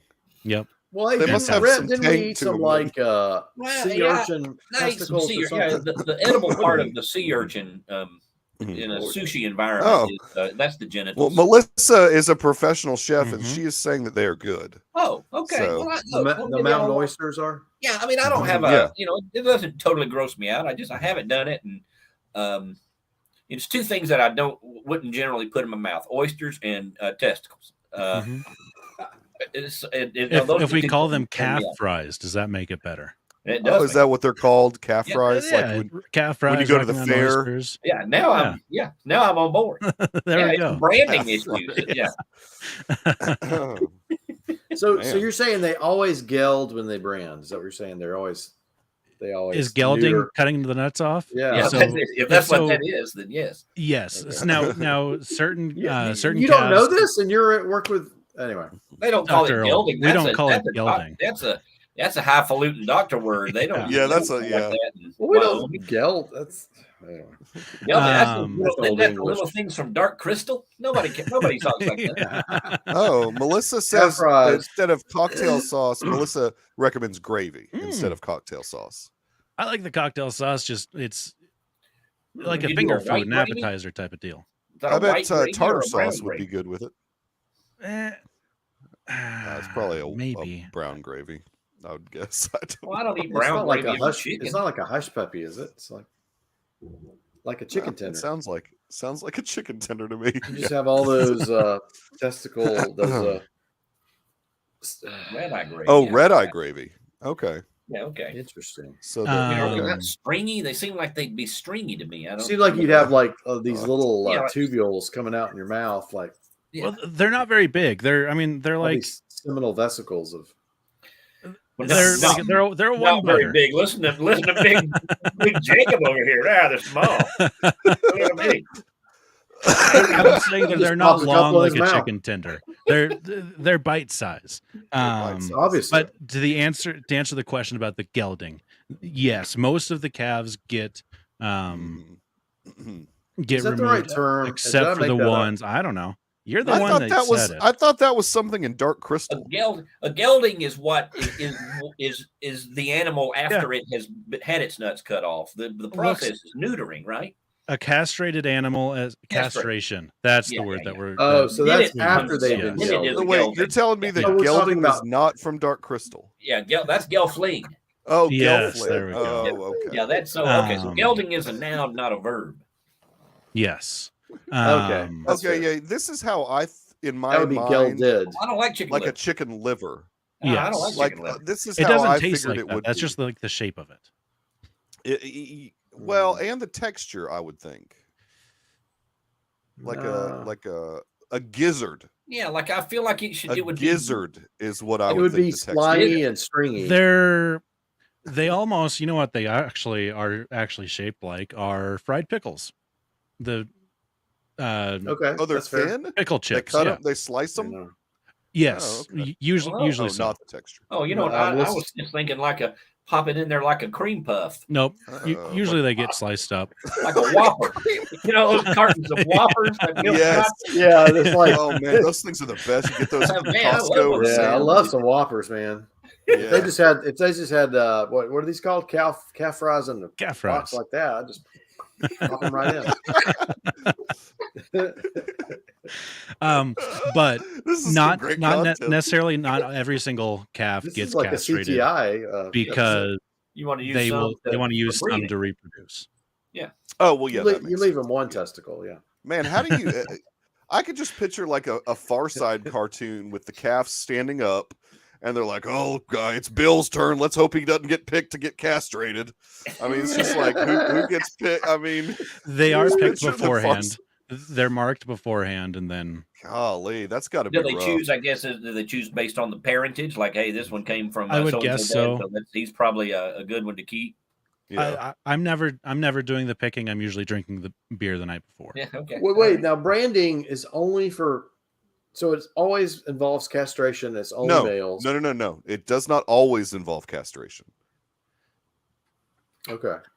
It does at Yellowstone. All the people with the big Y on there, they also castrated them. They always castrate them also. Yeah. Yeah, I mean, so I guess the individual brandings, like when you're individually branding each calf, that differs on whether they get castrated or not. Right. But like when you go to a branding, nuts will be cut off. Oh, is that like a party situation? Yes. Like a branding? Absolutely. Oh, okay. Absolutely. Yeah. And like you kind of saw if you're it there not at the end, careful, like, you might lose your own. I mean, has anybody ever met their wife at a branding? I'm sure. I'm sure. I mean, what the bond of coming together at a branding, Melissa. nuts removed. Melissa's right. They sent the nuts. They're an absolute blast. That's a good one. So my buddy up in Glen Rock, who I usually go to his branding. Melissa's on a roll. A beef. God, is she drinking? Beef mitzvah. Yeah, a beef mitzvah. Nice. They do it the same weekend every year as the Kentucky Derby. So we'll brand in the morning, and then when we're done branding, we'll go back to their shop and we'll have a bunch of food. They've got a bunch of Mexicans that work for them, so that their wives cook a bunch of food as well, it's delicious. It's fantastic. And then we all go in and draw for horses and watch the Kentucky Derby. To a branding. And drink a bunch of beer the rest of the day. We want to come to a branding. They're awesome. They're very fun. Is that where you eat the nuts also, or do the nuts get put away and you eat them throughout the fry year? them for later. You say both. I mean, do they keep? Do you? Yeah. What do you? Do they you keep? can them? Yeah, you gotta put them in bags and toss them in the freezer. You got deep fry them. Yeah, I got a or you got freezer. A bag of nuts in the freezer. Boy, like, you go in there looking for pecans, and you're like, holy crap. He wasn't lying. He's really got nuts in the freezer. Man. Wow. So this is more interesting than the show, really, isn't it? This is way more interesting. I figured we were going to spend a lot of time on branding. Branding, it really is. It's a blast.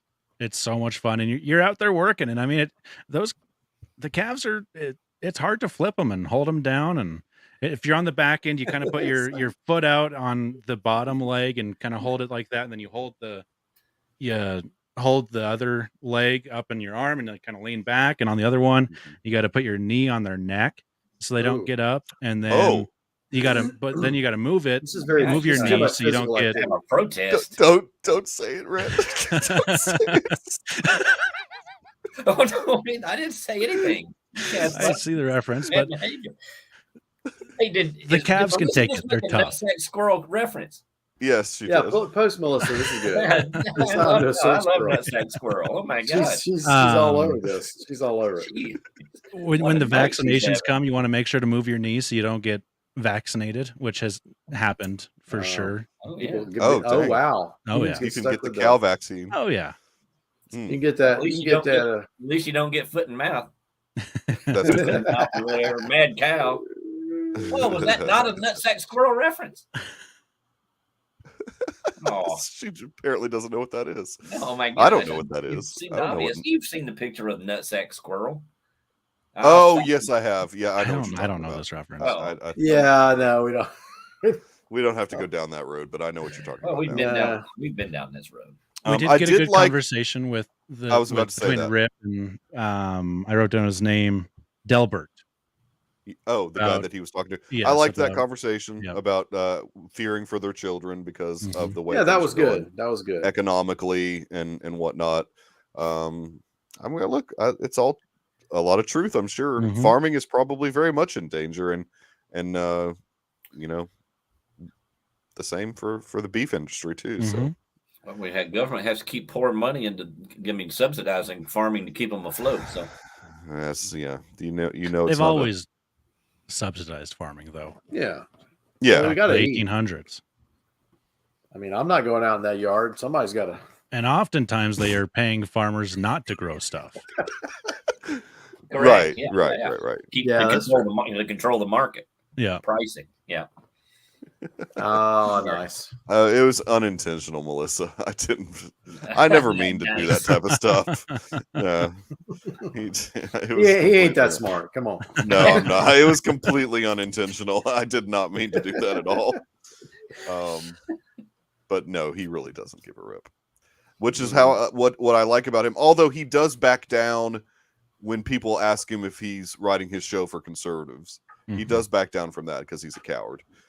Well, now he's bringing in this environmentalist right. lady from jail. Didn't her and Beth have a little exchange? Oh, of course they did. Yeah. And she actually one-upped Beth, and Beth was not happy about it because she's like, I do not need to start this day sober. And she started drinking some Tito's early in the morning. Yeah. So, yeah, I like how John was like, well, she's barely ever there. And next thing you know, she's. What did that chick say? She said something about the toothbrush. She said, oh, yeah. Yeah, I'll quit. She said, at least get yourself a toothbrush. She said, great. Yeah. Good idea. I'll stop using yours. Yeah. It was a good one. Little, zing.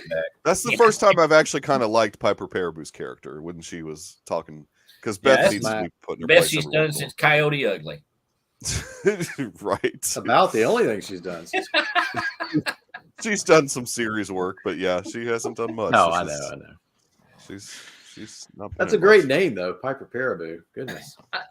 Just overall, look, I don't think this season is going as well as some of the previous seasons. I'm certainly not as engaged by it. I agree with that. Beth has gotten there's too much of her. Right.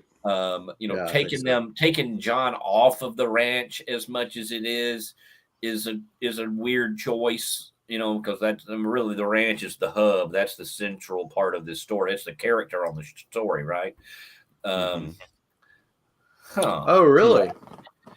Yeah, I don't see at least this last part. I don't see a lot of redemption. There's not very much else they can do with her, right? Did they really kill her though? I just can't imagine people would be an outcry. I don't know that you do that to Rip, because Rip's a beloved character, and what does that do to him?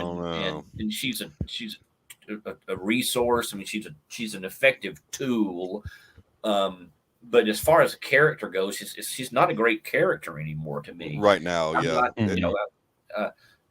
know, based on my Facebook feed, all the ladies love Beth, right? I mean, they kind of live vicariously through her, to some extent, and I think a lot of us live vicariously through some of the cowboy characters on there too. I'd love to walk in a room and fire everybody like Dutton does.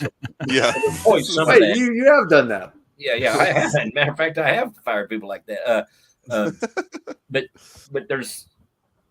But she is a too much, and I don't think it's just because I'm a guy and she's a powerful woman. I mean, I think I think she's not been portrayed particularly well, and she is. I do find her irredeemable. She's not endearing at all. Really, last season they had that moment when they got married, they could have taken the character in a kind of a different. I don't mind her being so cutthroat in that business setting, She's just awful all the time, and that's not a great character. I mean, it makes her like, I wonder who some of these folks, it seems like they're the bad guys, like the villains in this show are kind of doing normal, reasonable things. Well, it's just progress. Well, we want to build a mall here, an airport over there. It'll create jobs. We've got all this money invested in it. It's development. I mean, look, and this is part of why I think Sheridan says he's not writing for conservatives, because conservatives would be like, build the airport. Fantastic. We like jobs. We like money. We would not be on the save the land side of it necessarily, right? And where he out here, I think it's different. Well, and maybe, and I'm overgeneralizing for sure. But the sanctity of the land is I think we would consider that a more left of center point of view in a lot of, like, that's how they perceive it. That's how Hollywood perceives it. For sure. Right. So if Sheridan is writing a story about saving the land, from his point of view, he's writing a liberal, a progressive story. And it's not that he won't admit that he's not writing for conservatives. He's accidentally writing for conservatives, only because he's got a few powerful male characters and who protect their family and all, some of these. It does hit on some conservative values, but maybe those are just normal people values, and we just see it so rarely that we latch on to. There's a show that is Sopranos. It's very similar to this, which is where Sopranos is a relatively conservative show in a lot of its themes, and but the thing that I'm worried about Sheridan going to is David Chase wrote The Sopranos. You're supposed to see how bad the Soprano family is. Right. And they're supposed to be the actual bad guys, even though he's painting from the perspective of them. And that's at times, that's what I'm worried that Sheridan is doing with this show. Is that they're the bad guys? Yes, that he's painting the Duttons as the bad guys, but just from their perspective, which does worry me a little bit because I don't think that's what the show started out as. Well, and no, he didn't. I mean, he didn't do that with 1883, right? Right. So if that was his theme, then he didn't follow it through. He didn't start it there. So maybe that's not what he's doing. I hope not. I just get glimpses of that, especially with Beth, where you're like, when she's doing all of this crazy crap, and you're like, well, how can we? It's with like Tony Soprano killing Christopher. I won't spoil stuff, but killing other characters, and you're like, well, I don't really like that he did that, but he's a really funny guy, and he makes me laugh. Right. Well, it was several years of me watching South Park before I realized Cartman was the villain. I was like, oh, I agree with everything he says. And then I realized, oh, wait, no, I probably shouldn't. They're portraying him as the villain here. Well, and I think also, I mean, Dutton's trying to protect the land really for selfish reasons because he wants to maintain his property in his land. So Melissa just suggested that the land is sacred because of the native connection, but he doesn't care about the native connection. He likes his land. He cares about the family legacy connection. And he likes the view. So I don't. I mean, there's conflict there with the native legacy. I mean, they want the land. There was especially the first couple seasons. Yeah. So I don't know. Yeah, it's hard to. I think Sheridan is right when he says I'm not writing this for conservatives. No, I don't think he. Yeah, and I don't think he's. And I think he overstayed. I think he's. Yeah, and we probably as conservatives are reading too much conservatism into the show. I would think so. Yeah. Yeah, probably. I mean, there is the whole. He doth protest too much though with that type of thing. Like he feels but. I don't know. I mean, that's the only thing that bothered me a little bit about him coming so hard at and saying that.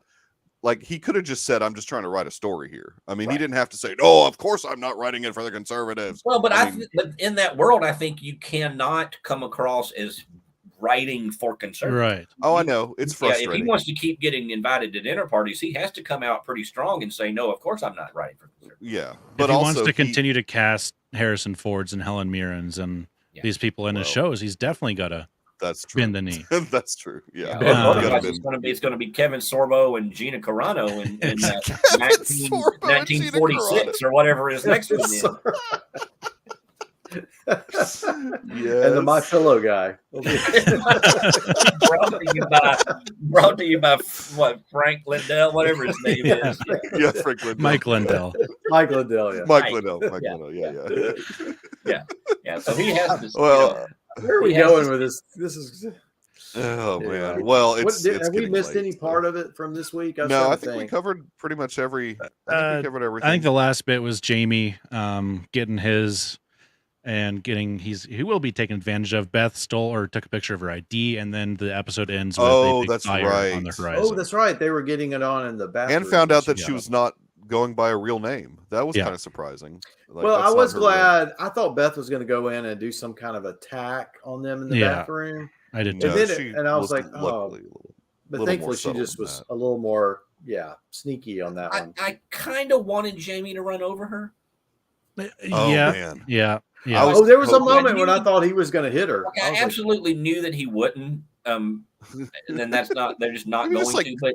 But if he had, I probably would have.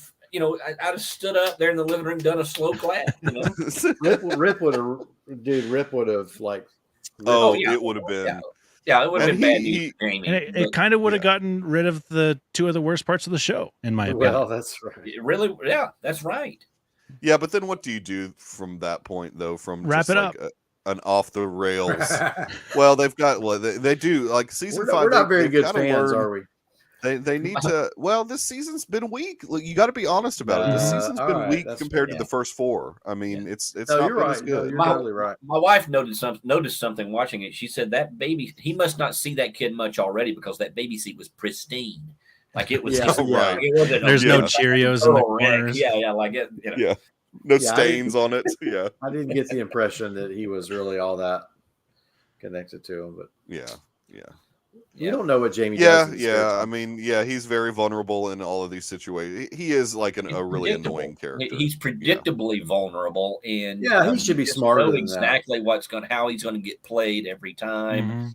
And that's because he's certainly book smart, but he doesn't have any street smarts at all. He's very smart when it comes to like his job. I don't even know if it's that. I think he has no backbone, so he will do whatever anybody tells him to do. Yeah, but he's not. But that's the counterpoint to that is he's also very ambitious. So he is pulled wherever he thinks in the moment he can make the most. Enhances his clout. And but this and also she's a real good looking lady and she's giving him attention and I mean, that's not very often for him. It's not unreasonable to say he might make some poor decisions. It would be hard not to. Who wouldn't? Yeah, blind ambition. That's right, Melissa. The horse that they buried with the kid was that John's horse or was that just another random? That happened to be John's horse. Yeah. Oh wow. They didn't. Yeah, I thought they would make it. They should have emphasized that. Yeah, they should have emphasized that more because they named the kid after John, so they should have emphasized that a bit more. I want to see more Mo and Rip interactions. The little bit we got this episode, I liked. That was nice. I like that. They were cordial to each other. Yeah, they need to work together. They're the counterparts. Yeah. They play the same roles for their. Yeah, because they both can elevate to like levels of violence. Yeah, like they both will do whatever. Like, Rainwater tells Mo to go kill somebody, and that'll happen. And I don't know that we've seen Mo kill it. I don't know that we've seen him be violent. Maybe we did early. I have no recollection of the. Yeah, I don't remember seeing it. So, but that he could absolutely just go old school. Apache, on somebody. Full Indian brave. Yeah, he could go scalp someone without hesitation at all. Little Lakota or whatever those. Mo brings plenty of weapons. Yes. Mo brings whoop ass. All right. Well, we are officially over 2 hours, so let's go ahead and wrap her up. We're not going to be 2 hours next week. Yeah. We've got one show to talk about next week. I know. We've only got an episode of Yellowstone next week, so we'll get done in an hour. And is there no Marvel? There's no Marvel or Star Wars. No Star Wars. No Yard stuff. I won't be here. What am I going to be doing? So you can. And you're not going to be here. You won't have me carrying on as much. Oh, you out of town? Yeah. Oh, okay. Nice. Roth, where can people find you on the interwebs?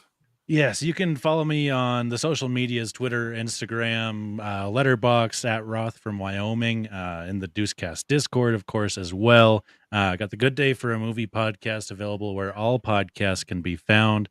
Strosek was our last episode. Interesting episode. Directed by Werner Herzog. It was very interesting. It was very interesting. You like that? Well, I guess I have to listen. I didn't care for it, Dr. Earl. I don't know much about that one. So one person did on the podcast. Yeah, there was one of the guys. Is it that dude? Tate liked it. Tate liked it a lot. The next episode, though. Tate's like my Newman. It's like Tate. The next episode, Glengarry Glen Ross. Oh, yes, that's a great movie. I've never seen it. I'm very excited. That is a great movie. Very excited. Yeah, the writing is strong in that one. Rhett, do you want anyone to find you on the internet? Yeah, you can find me blacklisted and/or canceled all over the internet. There you go. That's 4chan. Look for him in 4chan.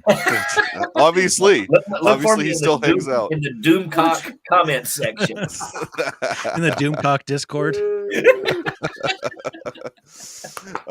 Dr. Earl is off the grid, except you can find me disqualified on many state board medical boards around the country. Okay. No, especially with all that gelding talk. Yeah, a lot of gelding. Like what? Yes, my license has been canceled in many different states throughout the nation. Oh man! After this show. Well, tomorrow we are dropping over 2-hour episode of Reflections for the Deucecast. It's a doozy. I love long episodes. Lot of movies that we talk about. David gets like, we got to get out of here, guys, towards the end of the episode. Like it's very rare that David towards the end of the episode is like, guys, we got to end this. So he was ready to go. It's one of those. So that'll drop tomorrow morning, of course, as it does every Wednesday for the last 12 years. I think we've been dropping Deucecast episodes. Wow, that's a lot of episodes. Melissa has brought it all night with the puns. Yeah, Melissa, thank you for hanging out. Melissa, it's a deuce. Yeah, wow. It is a deuce for sure. You are winning the internet tonight. Melissa always does. Is she? She does. She does. She does. She's drinking. Oh yeah. Right? Okay. She's a chef. I am. Okay. I mean, what is the question? Yeah, come on. And I know she wouldn't mind me saying that. So yeah. I mean, it's 11 o'clock on a Tuesday. Of course she's drinking. No, yeah, that makes sense. So we'll be back next week for Yellowstone Season 5, Episode 5. I guess, how many episodes is this? 10 episodes? That's a good question. It's see not 12. What lies IMDb will tell us. Yeah. What does IMDb say? I think it's only 10. Episode 5. 10, yeah. 10 episodes every year, right? Yeah, I think it's 10. That's generally what they do. Man, your computer's as slow as mine. Yeah, I know. Computers running real slow. They've got 14 episodes on IMDb. 14? That's what they got. Goodness. Yikes. IMDb is known to be wrong. Yeah, but that's a lot of episodes. They've got 14 listed. Wow. Watch Them Right Away is the next episode title. Yeah. Oh, okay. Cool. Well, we will be back again. Thanks, Melissa, for hanging out during the Yellowstone, and thanks to everybody who hung out during Marvel and Star Wars talk. Andor was a great season of TV. And we will see you guys next week, minus Rhett. Unfortunately, it's gonna be some fanboys that are upset about that. But I wouldn't let them know that. All the throngs. Yeah. We can. Don't let them know ahead of time, or nobody will watch this thing. I know. That's right. You're right about that. All right. Talk to you guys later. Have a good night.